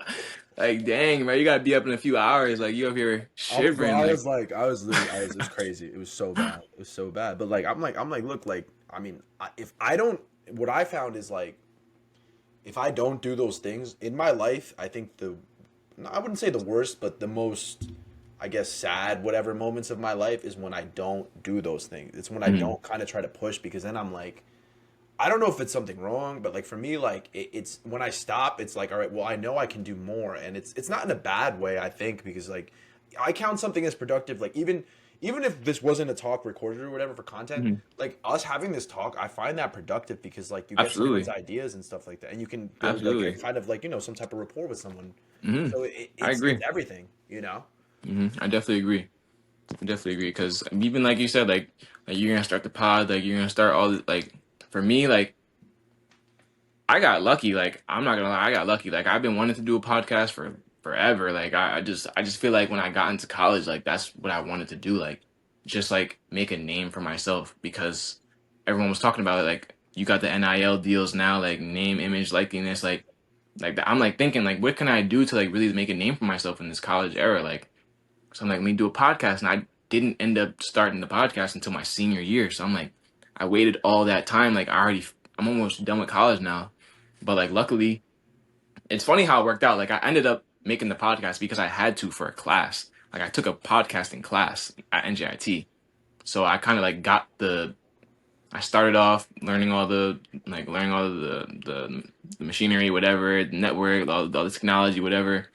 I'm just like, all right, like this is kind of it's easier than what I really expected it to be like. So I kind of like grew like interest in it really quick. Like once I started like getting hands on it, like everything like that, like I'm like, all right, like this is something I can keep up with. And then it's like I haven't really done anything with the podcast since I've left NJIT. So it's like I haven't been doing that, but I still tell myself every single day, like I still want to do the podcast. Like I already Bro, have. boot it up, bro. Boot it up. That's what I'll be a guest. I'll be a guest, bro, bro. for sure. Like I'm gonna send you the link, bro. Like like I had like the scripts and everything because like it wasn't like how this is like sit Okay. down freely talk like I had to do it for a class so it had to be like structured differently. That's like I had to have a script. It had to be like 15 to 20 minutes long for each episode. So there was like guidelines on it. So it was like it kind of wasn't everything I wanted it to be. Like I couldn't just go on there and just talk about whatever I wanted to. You couldn't bring up LeBron and Diddy. Yeah, 'cause you know what I'm saying? I couldn't, you know what I'm saying? Like I couldn't really like freely talk and like I had to monitor what I was saying, like all those things. So like it was like a stepping stone to, but like now that I see like what I'm capable of and like now that I'm away from school and I wouldn't need to use it just for school, I'm just like, all right, like this is something that I know I can like take off with. Like I have a lot of people who I know I could probably bring onto the show or not onto the show, into the podcast, like all those things, like get ideas from other people. But even then, I've seen your pod before. I've been on social media for a little while, but I've seen your pod come up before. I'm like, yo, like that's definitely what I need. Like I need to see that, like someone I know, like doing something that I know that, like that's Hmm. something I'm Yeah, yeah, interested yeah. too. Like Yeah. that's so cool. Like I saw that, I'm just like, yo, that's fire. Like Jason doing a podcast, like I know him, like that's fire. Like that's something I'm interested in too. Like to see you do it, it's just like, yo, like I respect that. Like that's so crazy. Like that you're doing that because like I know how much it takes to do something like that. Like to do something like this. So all the Uh, time and effort it takes to go into this, like my respect. Because I'm just like, bro, like I I did just think it. it's self doubt, bro. It's self doubt. You're like, well, no, why would anyone want to listen to me? And I'm like, you know what? Like, that's another reason to do it. I'm like, if no one's Mhm. listening, I can just say what I want, and like, I don't have, bro. I'm I not like like, I never thought about it like that. Honestly, I like that. yeah, I'm Like like, like you know yeah. what, brother? Like, no one's gonna, and if people do listen, like, then like, I try to make some jokes. I try to say what I want to Mhm. say. Like, I try to like, like for me, and I want to talk about, and this is what I like. If no one's listening, I can talk about what I want to talk about. So if I Mhm. want to talk for you about 20 minutes about mental health, like, then we'll do it. If I want to Yeah. make a joke about the NBA being rigged, then I'll do. Like for me, Mhm. like this is for me, this is what I like to do. And Yeah. obviously, like I had some questions that I did want to ask, like an athlete like yourself. But Mhm. like for me, like how I want it to be is like we spent some time like talking about what I had like to ask you, and then like and like talking about like who won the Super Bowl or something like Mhm. that. Like for me, like that's what I like to do. I've always kind of been a chatty person. I think I was a little shyer in high school, but in general, like after that, I noticed like maybe it's because I was like drinking a little bit after high school, but like I noticed like I just like talking, and Mhm. I've met some people in my life that have gone on to do things like yourself, and I'm like, you know what? Then I've been reaching out to like a lot of different people and a lot of different types of people, so it's what I Mhm. want to do, and and I think you should definitely do it too. Yeah, no, like you said, like bro, like that's something I like love doing. Like Mhm. there's been times where growing up, like me, Kyle, Monty, Kimani, like that group, like Mhm. we're all like, bro, like let's start making skits. Like we can make YouTube videos. Like, bro, I think we're funny enough where we can just make some skits and just make some funny content. Like, I feel like we've talked about that for like years now, and like it's just like we still talk about it till this day.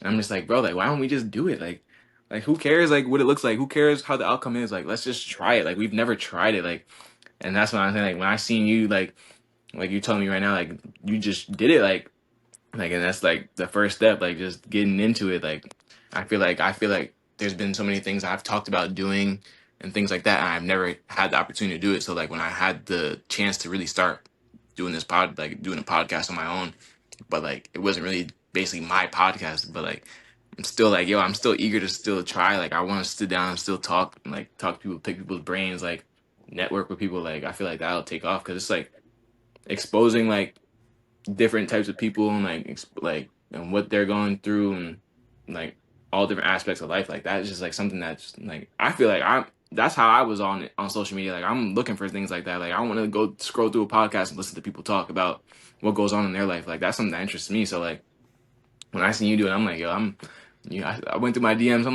like, yo, my boy Jason hit me up. I'm like, oh, okay, Yeah, yeah, like I hit up yeah. I needed someone, and like also like I like talking too, so it just seemed like a natural thing. Like yeah, but I've been sending out a lot of like I'm like yo, come I on. don't blame you, bro. I would be doing the same thing. Like especially like after my 5 years of college, I already know who I'm sending out links to all the guys who told me all the stories in college. Like, bro, you need to come tell everybody about what you're telling me. Exactly, Like exactly, man. it's just like something Exactly. that's just like people would like to hear these things. Yeah, yeah, yeah, 100%. And there's something missing too nowadays, where like a couple guys can't sit around and like talk shit, like just talk about whatever you yeah. want. Like, do I really think? Well, actually, okay, I'm gonna stop bringing up the Braun thing. But anyway, like with like other things, like the Stephen A. Smith thing, or like stuff like that, like what, like, because people like protect how they speak now. Like, do you remember when we were in middle school and like I'm not saying we have to have the cafeteria conversations that were had in middle school,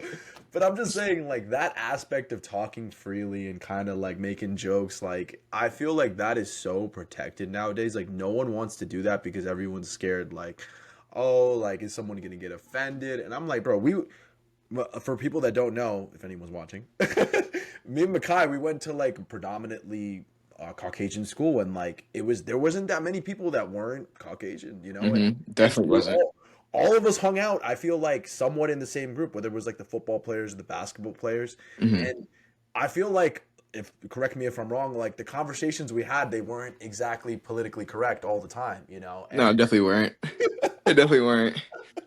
But hey, I would like, bro, like you said, like I would do anything to go back to those times because I feel like things have changed so much from now to then, like from then to now. Like there's those free conversations like aren't like you don't have those conversations anymore. Like you don't, you know what I'm saying? Like no, it's just like people like you said, people are literally like scared to like speak about what they want to speak about because of like how the yeah. world is today. But like it's like People put you into these boxes, like especially like with me, at least, with being like Hispanic or whatever, like people think I have certain opinions. People think like whatever.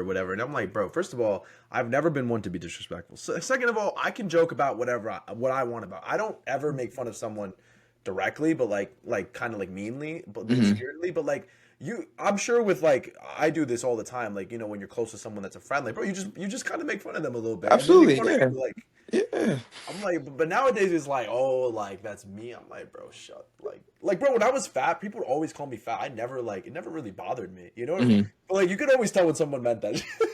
Oh no, that's one thing. That's one thing that's you know what I'm saying. Like you always can tell when somebody's like being serious or like someone's being dead ass. Like bro, like all right, come on, bro. Like, like I'm like, we're not that. No, it's always someone that's not that close to you that like says some hateful shit, but they mean that they're like. yeah, they look at you and they're like, come on, bro. Like you don't need that energy. Like you know what I'm saying. Like, Yeah, yeah, no, for sure. Like for me, I remember like it was being called like you know all the things like we would say or whatever, and like obviously like there's a point where you do grow up and you speak in a more professional manner, but like when we were talking about like the mental health things, there's certain things like I'm not gonna like make like weird things, say weird things or something like that, but there's a time and a place for everything, and I think uh, that like among two grown men who are speaking and talking about, a variety of topics, it's not crazy for one of us to say something outlandish to provoke some type of humor. It doesn't oh mean yeah, that no. we're dumb or like we're both immature. It just means like you have to be able to separate things. Like, Hmm. and it's always like the biggest stick in the mud who's like, well, actually, like, I don't know how I feel about you guys talking about. I'm like, bro, first Yeah. of all, like, for lack of a better term, Hmm. like, we're both minorities and we're saying stuff. Who cares? Like, we're not like, you know what I mean? Like, No, absolutely. I agree 100%. Like, bro, like I know there's so many people that probably like just like always like talk bad about people who like you know what I'm saying like who just like really like had no like real like bad intentions towards anybody. Like people, I feel like people are always trying to like sneak diss you or something because you were saying stuff or some things like that, like along like those lines. Like, you seen the Antonio Brown stuff? He'd be wilding a little bit like oh yeah, no, on he's yeah Twitter. he's No, he's off the wall. he's off the wall, but like, who's he hurting? Who's he hurting when he has that? Oh no, honestly, yeah, it's even like all the stuff with Kanye right now, like Yeah, bro, he's Twitter, wilding like out. He's wilding out. he's Bro. bugging, He's but it's wilding like out. But bro, at the he's end of the not day, like, all right, actually come on. We kind of like, knew like this was Kanye, like you know what I'm saying, like it's bro. Kanye, like Yeah, like he's obviously not okay, and he's just bugging out. But does that mean that he's a legitimate threat to society? Like, who could he no, physically like, hurt, bro? He's not gonna do anything. And mhm, like it's like people think that like, okay, I'm a grown man. I see Kanye's content. I'm not like, you know what? That's true. I'm gonna go act out on it violently. That's not how mhm, the world works. And if you are one of yeah, those people that acts out on things violently, a social media post isn't the thing that's gonna make you snap. I'm yeah, sorry, like that's not it, bro. Like you're just a sick mhm, individual. But yeah, like if you just laugh at one of his like things, because like all right, he goes off the wall. But like no, like, okay, what about when he won the thing and he was like, oh, like they wanted to know what I would do if I didn't win. He's like, I guess we'll never know. So like, okay, mhm. that was funny. But like, obviously like there's things he said that wasn't that wasn't funny. But I'm just like, it's like a shock factor. It's like you know what, bro? Let me know if you want to cut anything out. But like, I'm gonna say Okay, that, bro, because when he was like, fat bitches are sex offenders, because bro, I was like, bro, there. I don't even know like half the shit he's saying right now on Twitter. I'm like, bro, like who is typing this shit for him? Like who or where are these thoughts coming from? Like he was saying some. I don't even know. Like, bro, he was tweeting at least like 8 tweets like every 10 minutes. Like, bro, like he probably had a bro, team. for sure. But even like that, I'm just like, bro, like there's some things that he would say like throughout those tweets. I'm just like, you like sit there and you're like, bro, like what is he talking about? Like what is like Yeah, really like what I'm is he like, really saying right now? Like he has don't say that. no correlation to anything going on right now. This is like, but then I feel like that makes you like realize like, bro, this is all. It's like this isn't serious. Like It's for this clicks is too. It's for clicks. yeah, Like yeah. It's he's not gonna. honestly that's all what it Yeah, all it's is. for Like. clicks, bro. It's for clicks. Like I don't know. I don't know. I just thought that was so funny. Like that. Like not all of his tweets. Okay, first I didn't see all of his tweets. I only really Nah, saw yeah, that I'm not one. gonna lie. I stopped reading after like the first like couple like outbursts. Like I was like, yeah, I'm cool off that. I might have to just stay off Twitter for a little while. Like, I only saw the ones like people that I followed replied to.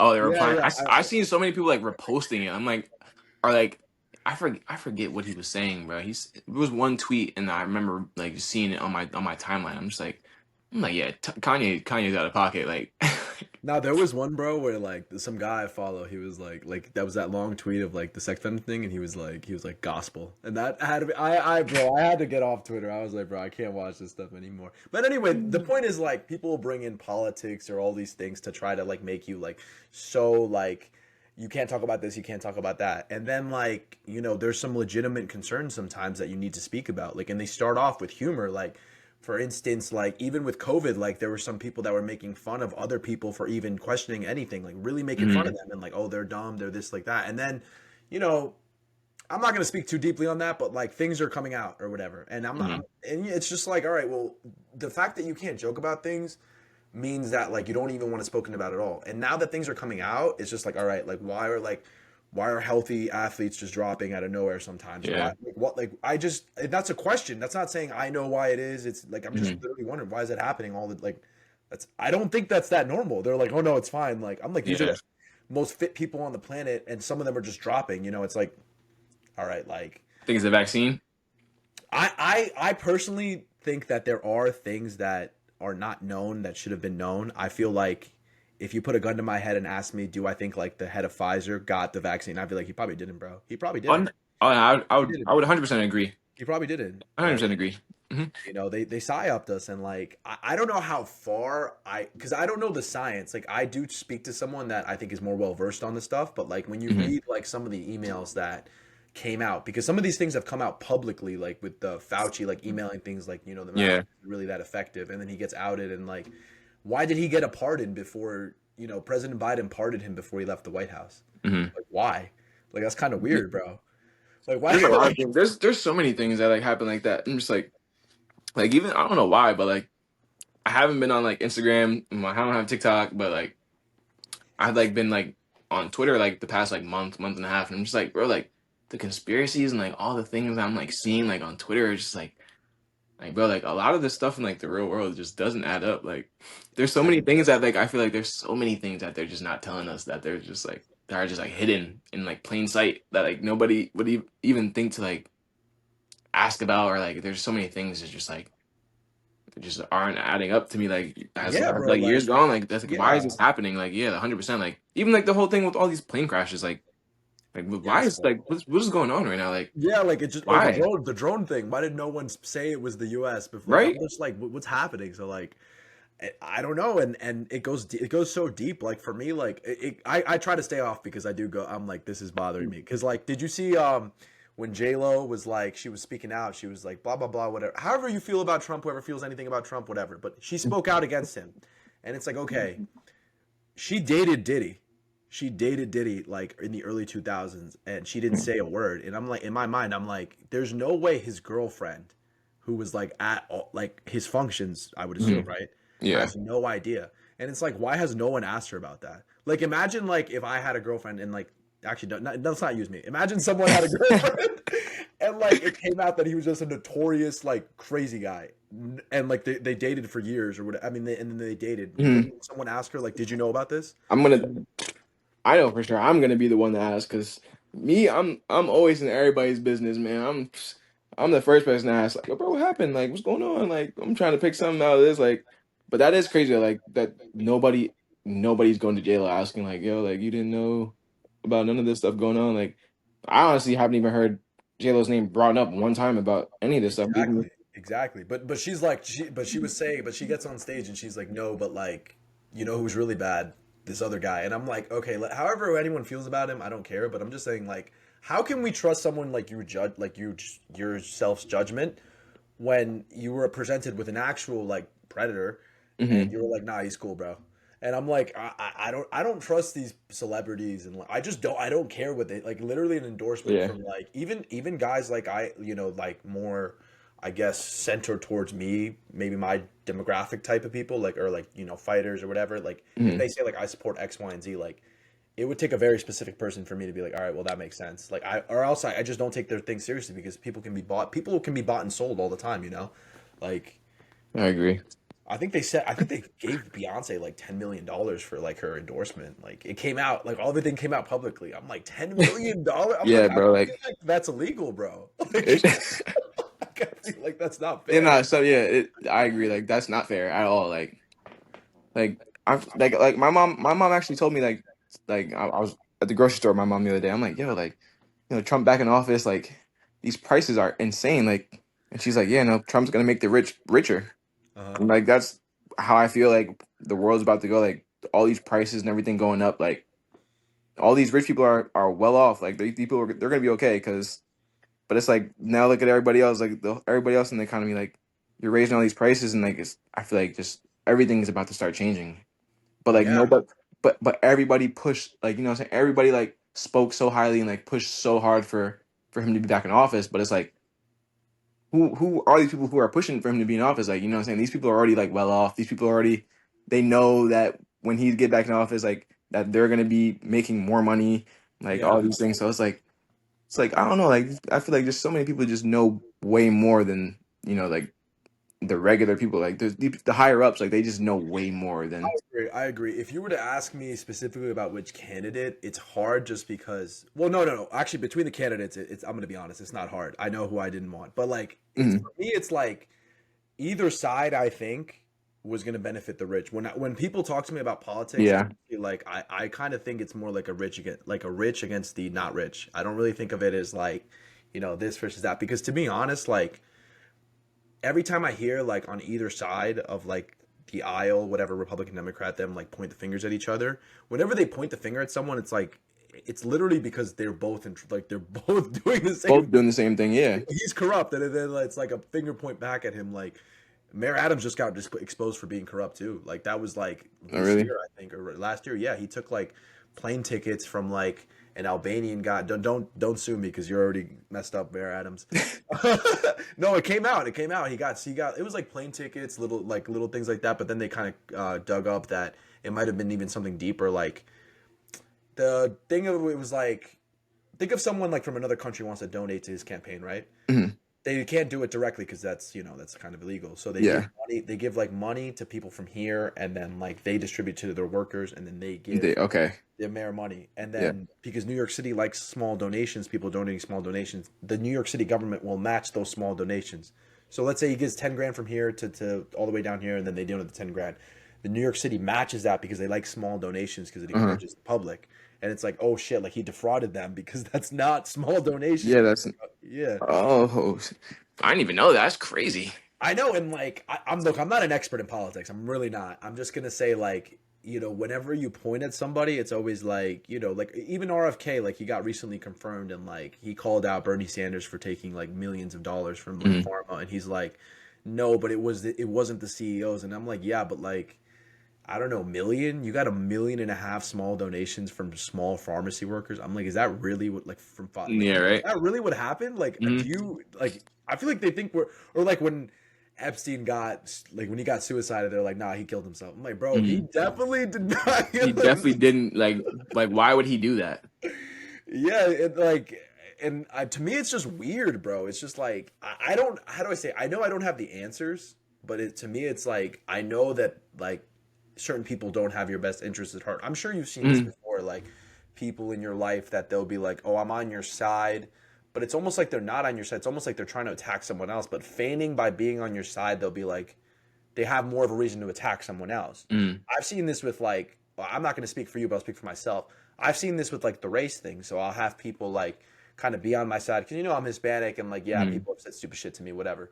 But like they'll be like, oh, like because of that, like people cultural appropriation and this and that, and I'm like, bro, I don't give a shit. I Yeah. personally don't care. Like it doesn't bother me. Like obviously, if someone says something racist to my face, like we're gonna have a problem. But like some white guy dressing up as a mariachi or whatever, like I literally couldn't care less. In fact, if he's funny and like he's not being a dickhead to me, bro, Mhm. I don't care. Yeah. But because people will be like, oh no, you can't, they can't even joke about that. Like that's your culture. I'm like, Mhm. bro, I speak Spanish and I'm a Catholic. Like my culture died already. Like, do you think Yeah. Spanish started in Ecuador? It started in Like, yeah. Spain. That's what I'm saying. Christianity started in Spain. Like Mhm. my culture, I lost it, bro. You're kind of beating a dead horse at this point. Yeah, no, I feel that. No, I feel the same way, honestly. Like, even like from even where we come from, like where we grew up, like, you know what I'm saying? Like, I feel like we dealt with that a lot, like growing up, like, but at the same time, it's like we never really like took it as something so serious. Like Yeah, a bro. lot of the kids around us, like, either were dressing a certain way or like acting a certain way, like, you know what I'm saying? Like that either wasn't them or they were trying to fit into like a different culture or something. Like, you know what I'm saying? Like people were just trying to Yeah. fit in or do what they wanted to do. Like, I never feel like people made it an issue like growing up over here too. So like I feel like it's just so crazy. Like I feel like We try to we fit were in, like, bro. That's yeah. what you try to do. Like, you know, Like it's it's just just such a natural. Like it's just like I yeah. don't think like I mean obviously like you said if someone comes up to you like in your face being disrespectful being racist like that's one thing but like people I feel like people like are so like people do things nowadays and like try to like fit in like for like more so like I wouldn't say like right reason but like they're doing it because that's how they feel like how they want to live their life and I feel like if they're not disrespecting or doing anything wrong to anybody else like I feel like there's no reason why anybody else has to like kind of like shame them or like downplay them I like know. for what like it's And it's like always like someone that like I'm like I feel like you're actually a bad person. Like the third person calling it out. I'm like, but I like knew yeah you were like a bad person. Like I've known yeah like you specifically, you're a bad person. Why are you lecturing us? I'm like, I know you're a bad bro. person. Oh my God, like that's crazy. Like that right there is like something that like will always stick in my head. Like, bro, like I'll be looking at people like, bro, why is he talking or why is she talking? Like she really doesn't have anybody's best interest at heart. Like, I'm like, she's a bad person, bro. Like, like for real. Like I could have sworn I seen you do some crazy shit like last week, hurting somebody's feelings, doing something to somebody. Like you was doing something, but now yeah, you're over here bro. trying to tell me Yeah. how I should be. Like, nah, I'm Yeah, cool. bro. Yeah, bro. I've seen people that like were not particularly nice to me in certain situations I was the only kid that wasn't white in a certain group that got treated differently during a Mhm. situation.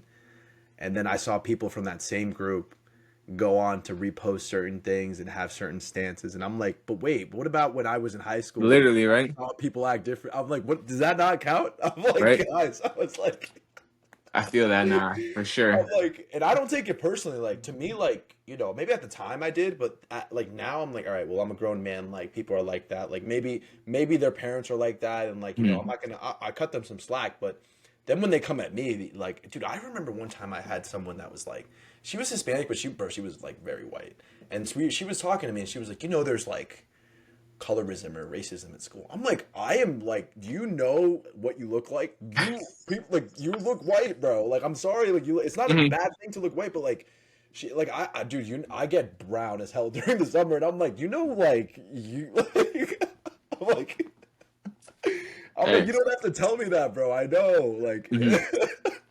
it's crazy. People will It lecture is you on things that and that I'm you're not well saying aware of. Like, 100%, man. It makes it's just a weird feeling because I'm like, what are you doing? Like, are you mhm. doing this for me to think you're a good person, or like, do you really mean this? Yeah.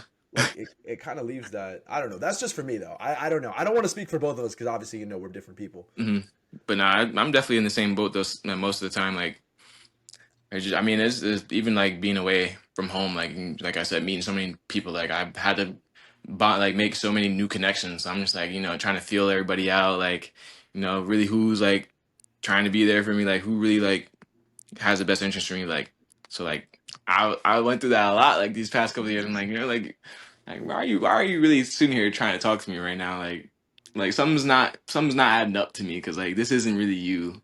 Like I've Yeah, seen yeah, that yeah. so many times. Like this isn't really who you are. Like to just come out of the blue and like try to like give me some advice and lecture me. Like yeah. Yeah, yeah, yeah, yeah, for sure, for sure. Yeah, I don't know. It's a weird time, man. It's a weird time. I always tell my little brother, I'm like, be careful who you take advice from. I'm like, if you don't want to end up like them or if you question their decisions morally, like for better, like for most of the time, I would say try to people. Okay, so like, let me give you an example. Like, your family, they're hmm probably always going to have your best interest at heart. So like, let's say like, even if they're wrong about the advice they're giving you, like they have that thing in their mind of like, well, I have Makai's best interest at heart. So you Yeah. can trust that or your close friends like Manny and stuff like hmm that. hmm But if someone's like your friend, but they're not really there for you, they may say something like they may be jealous or they may like just want you to fail a little bit. They want you Yeah. to do good, but not better than them. And Yeah. it's like, or when someone's weak mentally, like when they're like emotional. So they're like, why aren't you acting emotional too? It's Hmm. like you don't want to take advice from people like that. You don't want to take Yeah. advice from someone because I'm like they don't. I don't know. It's just like Yeah. why Nah. would I listen to you? Not for real. Nah, I agree. Definitely crazy. Nah, I'm in that same situation because I got my two little sisters, so it's like I already know how they're fourth, fifth grade right now. So I was like, yo, like the world that they're gonna be in, I know is gonna be way different from how it is right now. So I'm like, yeah, trying to prepare them for all that type of stuff, like trying to give them the rundown of my experiences, like trying to like fill them in, like yo, like this is what you want, you gotta do it this way. If this is how you want things to go, you gotta do it this way. So it's like, yeah, I find myself in that situation too. My little sisters a lot too, just trying to like look out for them, have like what I'm saying, like that, like really look out, like keep them safe, because Yeah, like keeping you safe said, is probably the biggest one because like they're children. I feel like when you yeah, have like a sibling like that that's a child, it's like you're very like yeah, you may like you do things for them and like you're there for them and you care a lot about them, but like you also want to like borderline like protect them. hmm You're like, all right, like yeah, that's my little brother, that's my yeah, little like you for kind of get sure, it in like nah, you're for like sure. it Nah, kind of it clicks hits in. different, bro. Like, now for me, like, I'm, bro, only child for like 15, 16 years. I'm like, bro, I got two little sisters now. Bro, like, I never thought, like, those are like, what I'm saying? Like, to me, like, in some parts, like, I'm like really, really close to them, even though I'm not really here a lot because I'm at school. But like, it's like, yo, like, these are people who I need to look out for now. Like, they're my responsibility because, like, I didn't have like, I mean, I consider like my really close friends like growing up my brothers, but like I didn't really have somebody who I lived with like who really could like come back and teach me these things. So I mean, like I feel like I'm in that role now where I'm just like I went through all these experiences and everything like that, so I can come back and relay these messages and relay these lessons to them now. That's great to hear, man. That's great to hear. I'm glad. I'm glad. Like everything from what I'm hearing, you have not. No one has everything figured out, but from what I hear, like you've developed a solid framework over like the past few years with all your experiences, and especially with how you've grown as like I think mentally as an individual. You Hmm. kind of have like a good grasp, and like, and especially I'm glad that I can joke around and stuff like that because I never know. I never know. I know one of these days I'm gonna be in a pod. I'm making jokes. I'm gonna be like, actually, I already can see it. But and that when that day comes, like whatever, I'll deal with it. But like, it's good to hear that like there's still people out there that can like I don't know, like you know what I mean, like shoot the shit or whatever, just Hmm. talk. And I feel like it's nice to kind of bridge the gap because especially nowadays people can kind of like feel like you know I guess weird like talking to like people from the past or even new people and it's like this alienation but to me like you just pick up where you left off and like it's not a big deal and I'm really glad to hear that you have these plans after college and stuff like that and I really encourage you bro you should if you want that start that Appreciate it, pod bro. bro you should definitely do that bro you should Bro, you I'm gonna send you the link to it, but if you have what's I think it's called a Spodcast, Spotify for podcasters. I Or pod, have I'm using Riverside I don't know I Riverside. use Riverside I yeah had to I had to use Spotify for my platform. And I think if you go on Spotify or if you just type in on Google, maybe if you just type in on Google, maybe Gray Zone Conversations, you'll be able to find it somewhere for sure. I don't know if it's still in my link in my bio on Instagram. I let's think I see might have taken it out. let's see gray zone conversation I got the setup don't worry I can look it up Yes, sir. I actually don't see it. It's boring. Gray zone. Let me see. Gray zone converse. Hold on. Let me spell conversations right. Actually, that might help That might help it. Let me see if I can producer this. I see it. Spotify for create the Gray Zone. The Gray Zone podcast, right? Hmm. No. Gray One of Zone. those. Oh, I think I found it. All right. Well, nah. Yeah. Send me the link. I'll definitely post it. I'm bro. If you want to have me on or anything like Bro, that. not honestly like anything because the podcast I had going was only like just my voice and just there was no visual. So I definitely want to get to know more about how you got this, how your setup is, like your mic, everything like that, because that's definitely something I was interested in, like have a little home setup like that as well. So Oh yeah, even yeah, yeah. something, We even can something talk like about that that, after yeah, the for pod. sure, I'll tell you everything that I have. Yeah, no yeah, for problem. sure, for sure. I think we'll end it there. But thanks for coming on. It's No, been appreciate you nice having me out talking here, to man. you. Yeah, I got you. I got you. Let me. Video is intended for entertainment and satirical purposes only. The content shared in this video represents personal opinions and humors and is not meant to be taken as professional advice or guidance. This channel and its creators are not affiliated with any professional or educational institution.